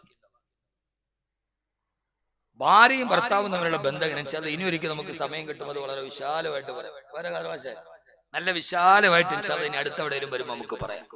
അത്രമേൽ പ്രവിദ്ധമായിരുന്നു. ഇപ്പൊ രാവിലെ കൂട്ടുകാരൻ എന്നോട് പറഞ്ഞു, ഉസ്താദ് എന്റെ ഭാര്യ എന്നിട്ടും പെട്ടുപോയി. ചില ഭർത്താക്കന്മാര് പറയും, എന്റെ ഭാര്യയോട് എനിക്ക് ഭയങ്കര ഇഷ്ടമാണ് ഉസ്താദ്, പക്ഷെ വെളി കാണിക്കില്ല. വെളി കാണിക്കാതെ ആർക്ക് വേണം? ഞാൻ വെളി കാണിക്കാറില്ല. വെളി കാണിക്കണമെന്നാണ് റസൂലുള്ളാഹി സ്വല്ലല്ലാഹു അലൈഹി വസല്ലം ആയിഷ ബീവിയുടെ മടിയിൽ തലവെച്ച് കിടക്കുകയായിരുന്നു സല്ലല്ലാഹു അലൈഹി വസല്ലം. അല്ലാഹു തൗഫീഖ് നൽകട്ടെ. നമ്മുടെ ഭാര്യക്ക് മറ്റൊന്നിനെ കുറിച്ച് ചിന്തിക്കാനുള്ള അവസരം നമ്മൾ കൊടുത്തു. അവസരം വന്ന കൈവിട്ടു പോകും. ഇന്നതാണ് ലോകം. പണ്ടൊരു ദുബായ് കത്തുപാട്ടുണ്ടല്ലോ, ദുബായ് കത്തുപാട്ടിൽ പറഞ്ഞിട്ടല്ലോ, എന്താ പറയാ, പണ്ടത്തെ പ്രവാസികൾ. ഇപ്പൊ പിന്നെ കത്തൊന്നുമില്ല, അതുകൊണ്ട് തന്നെ പ്രണയമില്ല. പണ്ടത്തെ കത്തെന്ന് പറഞ്ഞാല് കത്ത് വരുന്നതും കാത്തിരിക്കുക, ഉത്കണ്ഠയോടെ കാത്തിരിക്കുക, പൊട്ടിച്ചു വായിക്കുക. നിനക്ക് സുഖമാണോ? എനിക്ക് സുഖമാണ്. ആ വരികളിൽ പ്രണയമുണ്ട്. അവസാന കത്ത് പൊട്ടിച്ചിട്ട് തലേണയുടെ അടി വെക്കുക, പിറ്റേ ദിവസം വൈകുന്നേരം വീണ്ടും വായിക്കുക. വായിച്ച കത്ത് തന്നെ വീണ്ടും വീണ്ടും ആവർത്തിച്ച് വായിക്കുമ്പോ ഭാര്യയുടെയും ഭർത്താവിന്റെയും ഇടയിൽ എന്തെന്നില്ലാത്ത സ്നേഹം ഇങ്ങനെ ലൈവായിട്ട് നിൽക്കാൻ. ഞാൻ പറയാം, ഒരു മിനിറ്റ്. ഇപ്പൊ ഒരു നല്ല മൂർധന്യാവസ്ഥ നിൽക്കുകയാണ്. ഇപ്പൊ പറഞ്ഞ പൈസ കിട്ടൂല. അള്ളാഹു സ്വീകരിക്കട്ടെ. ആ ഒരു കത്ത്, പഴയ ഒരു ദുബായ് കത്തുപാട്ടുണ്ട്. എന്താണ്? ഫൈസൽ സാഹിബിന് അറിയാലോ. അത് തന്നെ. പെണ്ണിന്റെ ആവശ്യം മാപ്പിളപ്പാട്ടിന് ഒരു എൻസൈക്ലോപീഡിയാണ്. അള്ളാഹു ആഫിയത്തും ആരോഗ്യം കൊടുക്കട്ടെ. ഇതിന്റെ പ്രവർത്തകനും ഇതിനു വേണ്ടി കർമ്മോത്സുകനായ അദ്ദേഹത്തിന്റെ പിതാവ് അള്ളാഹു ആഫിയത്തും ആരോഗ്യമുള്ള കൈസ് കൊടുക്കട്ടെ. എനിക്ക് വലിയ ഇഷ്ടമാണ്. ഞാൻ അങ്ങനെ പ്രസംഗിക്കൂല, എല്ലാത്തിനോടും ഒരു അന്ധമായ വിരോധം എനിക്കില്ല. പക്ഷെ അധർമ്മത്തെ കണ്ടാൽ കൃത്യമായി പറഞ്ഞിരിക്കും എന്നതിനപ്പുറം അദ്ദേഹത്തിന്റെ ഒക്കെ വാക്കുകളും ചില ചരിത്ര പഠനങ്ങളൊക്കെ ഞാൻ കൗതുകത്തോടെ കേട്ടിട്ടുണ്ട്. ചില വിഷയങ്ങളൊക്കെ തയ്യാറാക്കുക. പെണ്ണിന്റെ ആവശ്യം അറിയാത്തൊരു ഭർത്താവ് പൊണ്ണൻ, അവനാണ് അവളുടെ തെറ്റിന്റെ കർത്താവ്. അവസരമാണ് ആവശ്യത്തിന്റെ മാതാവ്. കറക്റ്റാണ്. അവസരമാണ് ആവശ്യത്തിന്റെ മാതാവ്. അവസരം കൊടുക്കരുത്, അവസരമുണ്ടാക്കരുത്. നിന്റെ ഭാര്യയ്ക്ക് മറ്റൊരാളുടെ സ്നേഹത്തെ കുറിച്ച് ചിന്തിക്കേണ്ട അവസരം നീ ഉണ്ടാക്കരുത്. ജീവിതം എന്നാൽ സ്നേഹിക്കാനുള്ളതാണ്. എത്രത്തോളം സ്നേഹം പ്രകടിപ്പിക്കാൻ കഴിയുമോ ഭാര്യ ഭർത്താക്കന്മാര് തമ്മിൽ അത്രമേൽ സ്നേഹം പ്രകടിപ്പിക്കുക. അവരുടെ ഇടയിലേക്ക് അനാവശ്യത്തിന്റെ അവസരങ്ങൾ നിങ്ങൾ ചേർത്ത് വെക്കരുത്. എന്റെ ഹബീബായ നബി മുഹമ്മദ് മുസ്തഫ സല്ലല്ലാഹു അലൈഹി വസല്ലമ, ഹബീബായ നബി സല്ലല്ലാഹു അലൈഹി വസല്ലമ കണക്കമുണ്ടാകെ സഹോദരങ്ങളെ ഇല്ലാത്ത സ്ഥലങ്ങളില്ല. മനുഷ്യനല്ലേ, വ്യത്യസ്ത സ്വഭാവങ്ങളല്ലേ, കണക്കമില്ലാത്ത വീടുകളില്ല. ഹബീബായ നബി സല്ലല്ലാഹു അലൈഹി വസല്ലമ 9 ഭാര്യമാരുമായിട്ടാണ് ഹജ്ജിന് പോയത്. ഹജ്ജിന് പോയപ്പോ 9 ഭാര്യമാരുണ്ട് കൂടെ. ഹജ്ജ് കഴിഞ്ഞ് തിരിച്ചു വരികയാണ്. നമ്മൾ ഒരു ഭാര്യ കൊണ്ട് ഹജ്ജിന് പോയ അനുഭവിച്ചു. 9 ഭാര്യമാരായിട്ടാണ് ഹജ്ജിന് പോയത്. ഞാൻ കഴിഞ്ഞ പ്രാവശ്യം ഉംറയ്ക്ക് നമ്മുടെ സത്താറാജിയൊക്കെ ഉണ്ട്. ഞങ്ങളുടെ കെട്ടിടത്തിന്റെ മുകളിൽ ഒരു പാവപ്പെട്ട ഒരു അമീർ ഉണ്ടായിരുന്നു. ഒരു പട്ടാളക്കാരനാണ് അദ്ദേഹം. 2 ഭാര്യമാരുമായിട്ട് ഹജ്ജിന് വന്നു. പെട്ടു. അവിടെ വന്ന് 2 ഭാര്യമാരും തമ്മിൽ അടിയായി. അപ്പൊ അമീർ പറഞ്ഞു, നമ്മുടെ കബീർ ബാക്കവി ഉസ്താദ് താഴെയുണ്ട്, ഉസ്താദ് ദുആയൊക്കെ ചെയ്യുന്ന ആളല്ലേ, നമുക്ക് ഉസ്താദിനോട് ചോദിച്ചു പരിഹാരം ചോദിക്കാൻ. അയാളെ വിളിച്ച് എന്റെ അടുക്കൽ വന്നു. എന്നോട് തന്നെ, പൊന്നുസ്താദ്, ഞാൻ അതിർത്തിയിൽ 30 വർഷം അതിർത്തി കാത്ത പട്ടാളക്കാരനാണ്. പക്ഷെ ഞാൻ തോറ്റുപോയത് 2 പെണ്ണ് കിട്ടി. ഈ 2ന്റെ ഇടയിൽ ഞാൻ തോറ്റു. ഞാൻ തമാശ പറയല്ല, ഞാൻ തമാശ അങ്ങനെ പറയാറില്ല. എന്റെ പൊന്നുസ്താദ്, ഇത് 2ഉം കൂടെ ഒന്ന് യോജിക്കാൻ എന്തെങ്കിലും ഒരു മരുന്നുണ്ടെ പറയും, ഞാൻ എന്ത് വേണേലും തരാം. ഞാൻ എന്നെ പൊന്നാന ഹബീബെ, ഈ 2 പെണ്ണുങ്ങൾ ഇങ്ങനെ ഒന്നിച്ചാവാൻ ഒറ്റ മരുന്നേ ഉള്ളൂ. ഏത് സലാത്ത ഉസ്താദ്? സലാത്തൊന്നുമല്ല, നിങ്ങൾ 3ാമത് ഒന്നുകൂടി കെട്ടുക. അപ്പൊ അതിനെതിരെ ഈ രണ്ടും ഒന്നാവും. അതപ്പോഴും വേർപെട്ടി. അല്ലാതെ വേറൊരു മരുന്ന് ഇതിനില്ല. രണ്ടുപേരെ കൊണ്ട് നിങ്ങൾ കേട്ടോളി. കുടുംബ ബന്ധങ്ങൾ ഇതൊരു 10 മണിക്കൂർ പറഞ്ഞ തീരാത്ത വിഷയമാണ്. 9 ഭാര്യമാരുമായി പോയി അവസാന ഹജ്ജ് കഴിഞ്ഞ് തിരിക്കുകയാണ്. ഹബീബായ റസൂലുള്ളാഹി സ്വല്ലല്ലാഹി അലൈഹി വസല്ലം ഭാര്യമാരും ഹജ്ജ് കഴിഞ്ഞ് തിരിച്ചപ്പോ ആയിഷ ബീവിയുടെ ഒട്ടകം നല്ല ശക്തിയുള്ള ഒട്ടകമാണ്. പക്ഷെ ആയിഷ ബീവിക്ക് ലഗേജ് കുറവാണ്. മഹദിയായ സഫിയ റളിയല്ലാഹു അൻഹ ഒട്ടകം വളരെ ദുർബലമായ ഒട്ടകമാണ്. പക്ഷേ സഫിയ ബീവിക്ക് ലഗേജ് കൂടുതലാണ്. ആയിഷ ബീവിയുടെ ഒട്ടകം നല്ല ഒട്ടകമാണ്, പക്ഷെ ലഗേജ് കുറവാണ്. സഫിയ ബീവിയുടെ ഒട്ടകം ദുർബലമാണ്, ലഗേജ് കൂടുതലാണ്. സഫിയ ബീവി ഒന്ന് പരാതി പറഞ്ഞു, നബിയെ എന്റെ ഈ ലഗേജും വെച്ച് എന്റെ ഒട്ടകം നടക്കില്ല. അപ്പൊ നബി തങ്ങള് ആയിഷ ബീവിയെ വിളിച്ചിട്ട് പറഞ്ഞ, ആയിഷ നിന്റെ ഒട്ടകത്തിന്റെ മുകളിലേക്ക് സഫിയയുടെ ലഗേജ് കൂടി എടുത്തു വെക്കണം. നബി തങ്ങള് തീർപ്പ് കൽപ്പിച്ചു. ഉംറ കഴിഞ്ഞ് വരിക, 2 ഭാര്യമാരുണ്ട്. ഒരു ഭാര്യയ്ക്ക് ലഗേജ് ഇല്ല, മറ്റേന് കൂടുതലാണ്. ഈത്തപ്പഴം സംസം എല്ലാം കൂടെ ഇതിനെടുത്ത് മറ്റേന്റെ മണ്ടയിലോട്ട് വെച്ചുണ്ടാവുന്ന അവസ്ഥ എന്താ? ഇത് തന്നെ. ഹബീബായ മുത്ത്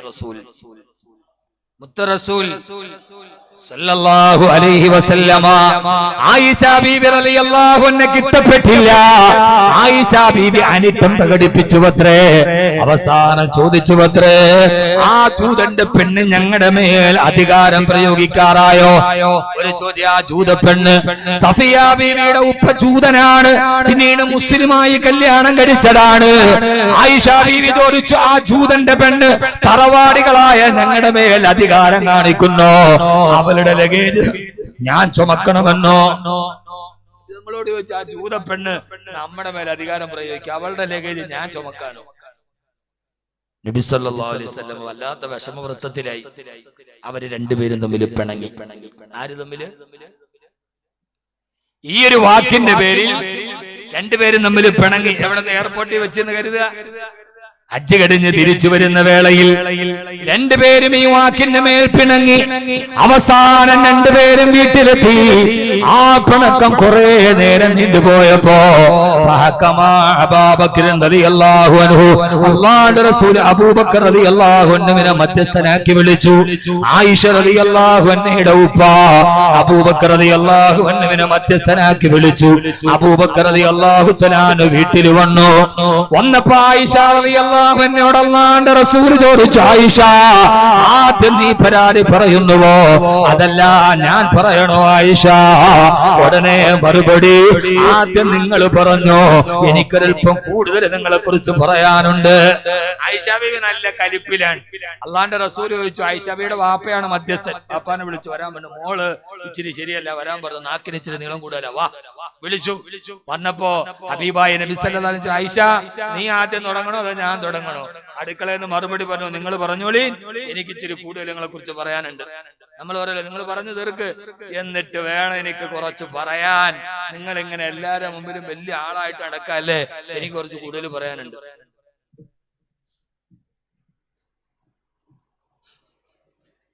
പക്ഷേ രണ്ടുപേരും തമ്മിൽ നല്ല പിണക്കാണ് കേട്ടോ. ഹബീബായ നബി സല്ലല്ലാഹു അലൈഹി വസല്ലമയും ആയിഷ ബീവി നല്ല പിണക്കോ.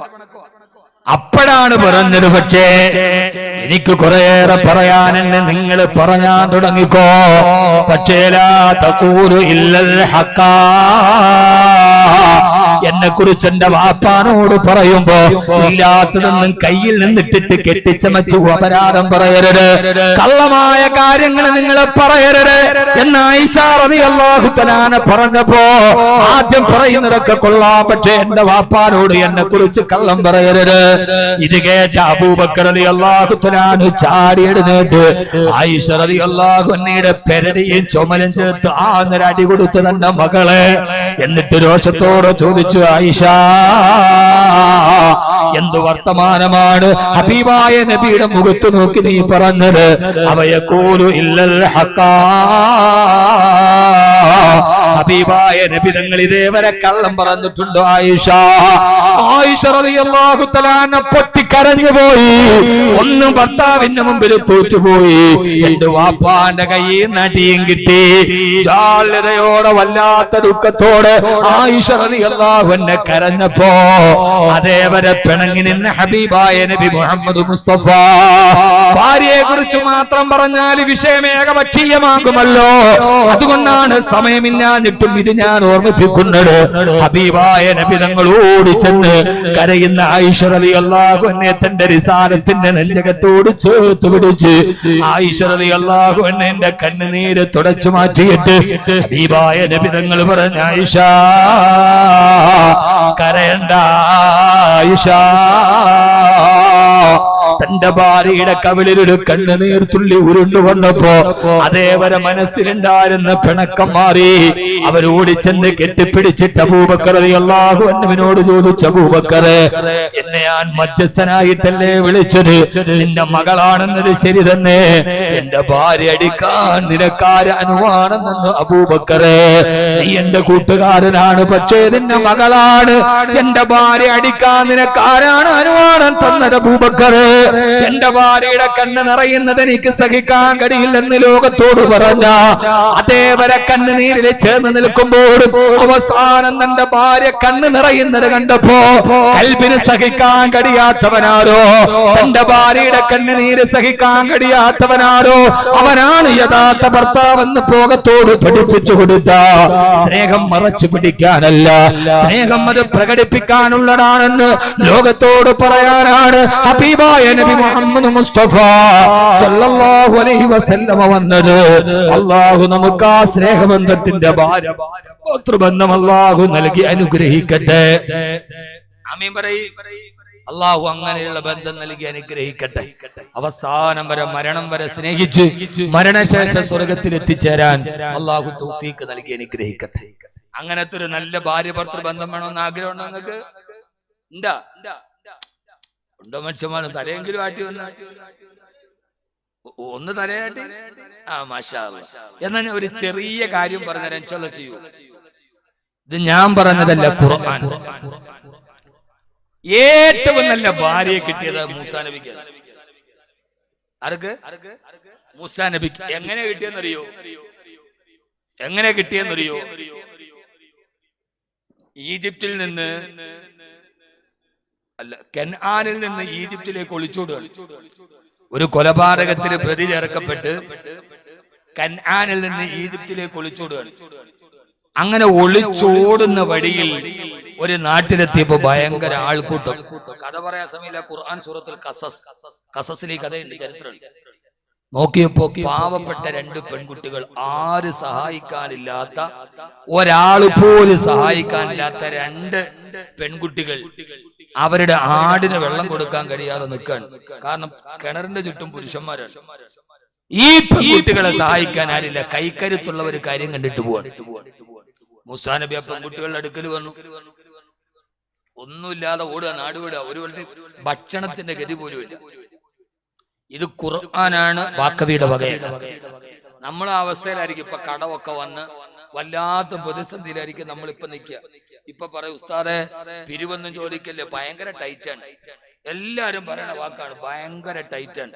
ഞാൻ ചോദിക്കട്ടെ, ഭയങ്കര ടൈറ്റ് ഒക്കെ ശരി തന്നെ, എന്നാൽ ഈ കോഴിക്കോട് ബൈപ്പാസിൽ നിൽക്കണ ഏതേലും കടയിൽ ഷവർമയോ ബ്രോസ്റ്റ് കൂടിയോ മിച്ചം വന്നിട്ട് കുഴിച്ചിടണുണ്ടോ? ഉണ്ടെങ്കിൽ നിങ്ങൾ പറയും. ഉണ്ടാ? ഇല്ല, തികയണില്ല. വീണ്ടും പുതിയ ഹോട്ടൽ വരികയാണ്. ഏതെങ്കിലും കല്യാണത്തിന് ആർഭാടത്തിന് കുറവുണ്ടോ? സൗദിയിൽ പ്രശ്നമുണ്ട്, ദുബൈയിൽ പ്രശ്നമുണ്ട്. കല്യാണത്തിന് ഏതെങ്കിലും ആർഭാടത്തിന് കുറവുണ്ടോ? വെക്കണ വീടിന് വലിപ്പം കുറഞ്ഞിട്ടുണ്ടോ? ഉണ്ടോ? ഒന്നുമില്ല. എല്ലാം പൂർവാധികം ഭംഗിയായിട്ട് നടക്കുന്നുണ്ട്. പള്ളിക്കോ എത്തിങ്ങാനൊക്കെ ചോദിച്ചു, ഉസ്താദെ വലിയ ടൈറ്റാണ്. പാവപ്പെട്ടവന് വേണ്ടി ചോദിച്ചു, ഒന്നുമില്ല. സഹോദര, നീ അള്ളാഹു ചെയ്ത അനുഗ്രഹത്തോട് നന്ദിയുള്ളവനാണെങ്കിൽ ആ ചെലവുകൾ ചുരുക്കിയിട്ട് അള്ളാഹുടെ മാർഗത്തിൽ ദാനം ചെയ്യണം. എന്നാലേ എന്റെ റബ്ബ് എനിക്ക് വിശാലത തരൂ എന്ന് തരുന്നത്. ഫൈസൽ സാഹിബ് പറഞ്ഞതുപോലെ പൈസ ഇല്ലാന്നൊക്കെ പറയും. ബൈപ്പാസിൽ ഏതെങ്കിലും ഒരു പോസ്റ്റലില് ബിസിനസ്സിൽ ഷെയർ ചൂടാൻ താല്പര്യമുള്ള ഒരു ആവശ്യമുണ്ട്, പ്ലീസ് കോൺടാക്ട് 98464646. അപ്പൊ വിളിച്ചിട്ട് പറയും, ഒരു 10 ലക്ഷം എന്റെ കയ്യിലുണ്ട്, വേണേ തരാം. ആരാ ചെയ്യാത്ത? അള്ളാഹുടെ കാര്യത്തിൽ വലിയ പിശുക്ക. യഥാർത്ഥത്തിൽ നമ്മുടെ അവസ്ഥയിലാണ് മൂസാ നബി. ഒന്നുമില്ല, നാടും വീടും വിട്ടിട്ട് മറ്റൊരു നാട്ടിലേക്ക് ഗതികെട്ടോടുകയാണ്. ആ രണ്ട് പെണ്ണുങ്ങളെ കണ്ടപ്പോ ചോദിച്ചു, കാലമാ ഖത്ബുക്കുമാ, എന്തേ നിങ്ങൾ ഈ വനാന്തരത്തിൽ നിൽക്കുന്നിടല്ല? അവര് പറഞ്ഞു, ഞങ്ങളുടെ ആടുകൾക്ക് വെള്ളം കോരിക്കൊടുക്കാൻ ഞങ്ങളെ സഹായിക്കാൻ ആരുമില്ല. വാബൂനാ ശൈഖുൻ കബീർ, ഞങ്ങളുടെ വാപ്പ വയോവൃദ്ധനായി തളർന്നു വീട്ടിലാണ്. ശുഐബ് നബിയുടെ പെൺമക്കളാണവർ. മൂസാ നബി എന്ത് ചെയ്തെന്നറിയോ? കോൺകോടിന്റെ എന്റെ പ്രിയപ്പെട്ട പ്രവർത്തകരോട് എല്ലാ ചെറുപ്പക്കാരെയും മാറ്റിയിട്ട് മൂസാ നബി ആര് സഹായിക്കാനില്ലാത്ത പെൺമക്കൾക്ക് വെള്ളം കോരി കൊടുത്ത് ആ പാവപ്പെട്ടവരെ കയ്യേഞ്ഞ് സഹായിച്ചു അത്രേ. എന്നിട്ട് ആ പെൺമക്കൾ വീട്ടിലേക്ക് പോയി. എന്നിട്ട് മൂസാ നബി ആ മരത്തിന്റെ തണലിലേക്ക് മാറി നിന്നു. അല്ലാഹുവേ, ഈ കൊടുങ്കാട്ടിൽ പേടിച്ചോടി വന്നവനാണ് ഞാൻ, എന്നെ സഹായിക്കാൻ ആരുമില്ലല്ലോ അല്ലാ. മൂസാ നബി മരത്തണലിൽ മാറി നിന്ന് ഖുർആൻ പറയുകയാ. എന്നിട്ട് പറഞ്ഞ, അല്ലാഹുവേ, എന്റെ കയ്യിൽ ഒന്നുമില്ലാതെ അഭയാർത്ഥിയെ പോലെ ഞാൻ ഓടി നടക്കുമ്പോഴും ഒരു പാവപ്പെട്ട രണ്ട് സഹോദരിമാരെ ഞാൻ സഹായിച്ചിട്ടുണ്ട് റബ്ബേ. ഖാല റബ്ബി ബിമാ അൻസൽത ഇലയ്യ മിൻ ഖൈരിൻ ഫഖീർ, നിന്റെ സഹായം ഏറ്റവും ആവശ്യമുള്ള അവസ്ഥയിലാണ് ഞാൻ നിൽക്കുന്നത്. പടച്ചവനെ, എന്നെ സഹായിക്കണേ അല്ലാഹ്. എല്ലാവരും തിരിച്ചുപോയി. വനാന്തരത്തിൽ മൂസാ നബി ഒറ്റക്കായി. ഈ പെൺമക്കള് നേരത്തെ വീട്ടിൽ പോയപ്പോ വാപ്പയായ ശുഐബ് നബി ചോദിച്ചു, നിങ്ങൾ എന്താ നേരത്തെ വന്നത്? വാപ്പാ, വനത്തിൽ വെച്ച് മാന്യനായ ചെറുപ്പക്കാരൻ ഞങ്ങളെ സഹായിച്ചു വാപ്പാ. ശുഐബ് നബി പറഞ്ഞു, ആ ചെറുപ്പക്കാരനെ വിളിച്ചു കൊണ്ടുവാ. മൂത്ത പെൺകുട്ടിയായ സാഫൂറ റളിയല്ലാഹു അൻഹാ അവിടേക്ക് ചെന്നിട്ട് പറഞ്ഞു, ചെറുപ്പക്കാരാ, യാ അബത്തിസ്തഅ്ജിറുഹു, നിങ്ങളുടെ വാപ്പ നിങ്ങളെ അന്വേഷിക്കുന്നുണ്ട്. ആരാരുമില്ലാതെ കൊടുങ്കാടിൽ നിന്ന വാപ്പ ആ മൂസാ നബി ശുഐബ് നബിയുടെ വീട്ടിലെത്തി. ശുഐബ് നബി കഥകൾ ചോദിച്ചറിഞ്ഞു. എന്റെ കനാനിൽ നിന്ന് ഫറോവയുടെ കൊട്ടാരത്തിൽ നിന്ന് ഒരു കൊലപാതക കേസിൽ പ്രതി ചേർക്കപ്പെട്ട് എന്നെ കൊല്ലാൻ പടയാളികൾ വന്നപ്പോ പ്രാണക്ഷാത്തം ഓടി ഓടി കാട്ടിലെത്തിയതാണ്. ഭക്ഷണം കഴിച്ചിട്ടില്ല, തലചായ്ക്കാൻ ഇടമില്ല, അപരിചിതനായ എന്നെ സഹായിക്കാൻ ഒരാളുമില്ല. ഖുർആനാണ് പറയുന്നത്, കബീർ ബാക്കവിയല്ല. അൽഹംദുലില്ലാഹ് 18 വർഷം കൊണ്ട് ഞാൻ പ്രസംഗിച്ചത് ഈ ഖുർആൻ തന്നെയാണ്. അല്ലാഹു സ്വീകരിക്കുമാറാകട്ടെ, അല്ലാഹു സ്വീകരിക്കുമാറാകട്ടെ, അല്ലാഹു സ്വീകരിക്കുമാറാകട്ടെ. അതുകൊണ്ടാണ് ഹംദാൻ ഫൗണ്ടേഷൻ രൂപീകരിച്ചത്. കൊല്ലത്തെ ഹംദാൻ ഫൗണ്ടേഷൻ എന്ന കേരളത്തിലെ ആദ്യത്തെ ഖുർആൻ വില്ലേജ് ഈ വിനീതന്റെ നേതൃത്വത്തിൽ നടക്കുകയാണ്. 130 ഹാഫിളീങ്ങളാണ് അവിടെ ദുആ ചെയ്യുന്നത്. അല്ലാഹു സ്വീകരിക്കുമാറാകട്ടെ. ആ വാപ്പയോട് ചോദിച്ചു, മൂസാ നബി ചോദിച്ചു അത്രേ, നീ പാവപ്പെട്ടവരായ രണ്ടുപേരെ സഹായിച്ചതിന് നിനക്ക് ഞാനൊരു പ്രതിഫലം തരട്ടെയോ? എന്താണ് പ്രതിഫലം എന്നറിയുമോ? എന്റെ മകളെ നിനക്ക് ഞാൻ വിവാഹം ചെയ്ത് തരികയാണ്. പ്രിയപ്പെട്ട സഹോദര സഹോദരി, ആരാരുമില്ലാതെ വഴിതെറ്റി നിന്ന രണ്ടുപേരെ സഹായിച്ചപ്പോ ആ സഹായത്തിന് പകരമായി മൂസാ നബിക്ക് അല്ലാഹു കൊടുത്തത് സാലിഹത്തായ ഒരു ഭാര്യയാണ്. അതുകൊണ്ട് കോൺകോട് എന്ന പേര് ഈ നാട്ടിലെ പാവപ്പെട്ട അഗതികളായ, അനാഥകളായ, നിരാലംബരായ, നിരാശ്രയരായ പാവപ്പെട്ടവരെ സഹായിക്കാൻ ഒരുമിച്ച് കൂടിയ ഒരു കൂട്ടായ്മയാണ് കോൺകോട് എന്നത്. ആ കോൺകോടിന് വലിയ ലക്ഷ്യങ്ങളുണ്ട്. പാവപ്പെട്ടവരെ സഹായിക്കണം. കരിഞ്ചോര ദുരന്തമുണ്ടായപ്പോഴടക്കം സന്നദ്ധ സേവനങ്ങൾ ചെയ്ത ഈ നാട്ടിലെ ക്യാൻസർ രോഗികൾക്ക്, ഈ നാട്ടിലെ അഗതികൾക്ക്, ഈ നാട്ടിലെ കഷ്ടപ്പെടുന്നവർക്ക് എഴുന്നേറ്റുന്നു മലമൂത്ര വിസർജനം ചെയ്യാൻ പോലും കഴിയാതെ ശയ്യാവലംബികളായി കിടക്കുന്ന പാവങ്ങൾക്ക്, ആരുമില്ലാതെ ആരോരുമില്ലാതെ കഷ്ടപ്പെടുന്നവർക്ക് വേണ്ടിയാണ് ഈ സഹോദരങ്ങൾ ഒരുമിച്ച് കൂടിയത്. എന്റെ പ്രിയപ്പെട്ട സഹോദരങ്ങളോട് ഞാൻ ഓർമ്മിപ്പിക്കുന്നത്, സമ്പത്ത് തരുന്നത് അല്ലാഹുവാണ്, അത് തിരിച്ചെടുക്കുന്നതും പടച്ച റബ്ബാണ്. അല്ലാഹു നമുക്ക് തന്നത് നിലനിർത്തി തരട്ടെ ഇൻഷാ അല്ലാഹ്. കുടുംബ ജീവിതത്തിലെ സന്തോഷവും സമാധാനവും സംതൃപ്തിയും സന്തുഷ്ടിയും ഉണ്ടാകണമെങ്കിൽ പാവങ്ങളെ സഹായിക്കുന്നതിന് മുഴുകിക്കോ. അത് മൂസാ നബി ചെയ്ത ജോലിയാണെന്ന് അല്ലാഹുവിന്റെ വിശുദ്ധ ഖുർആൻ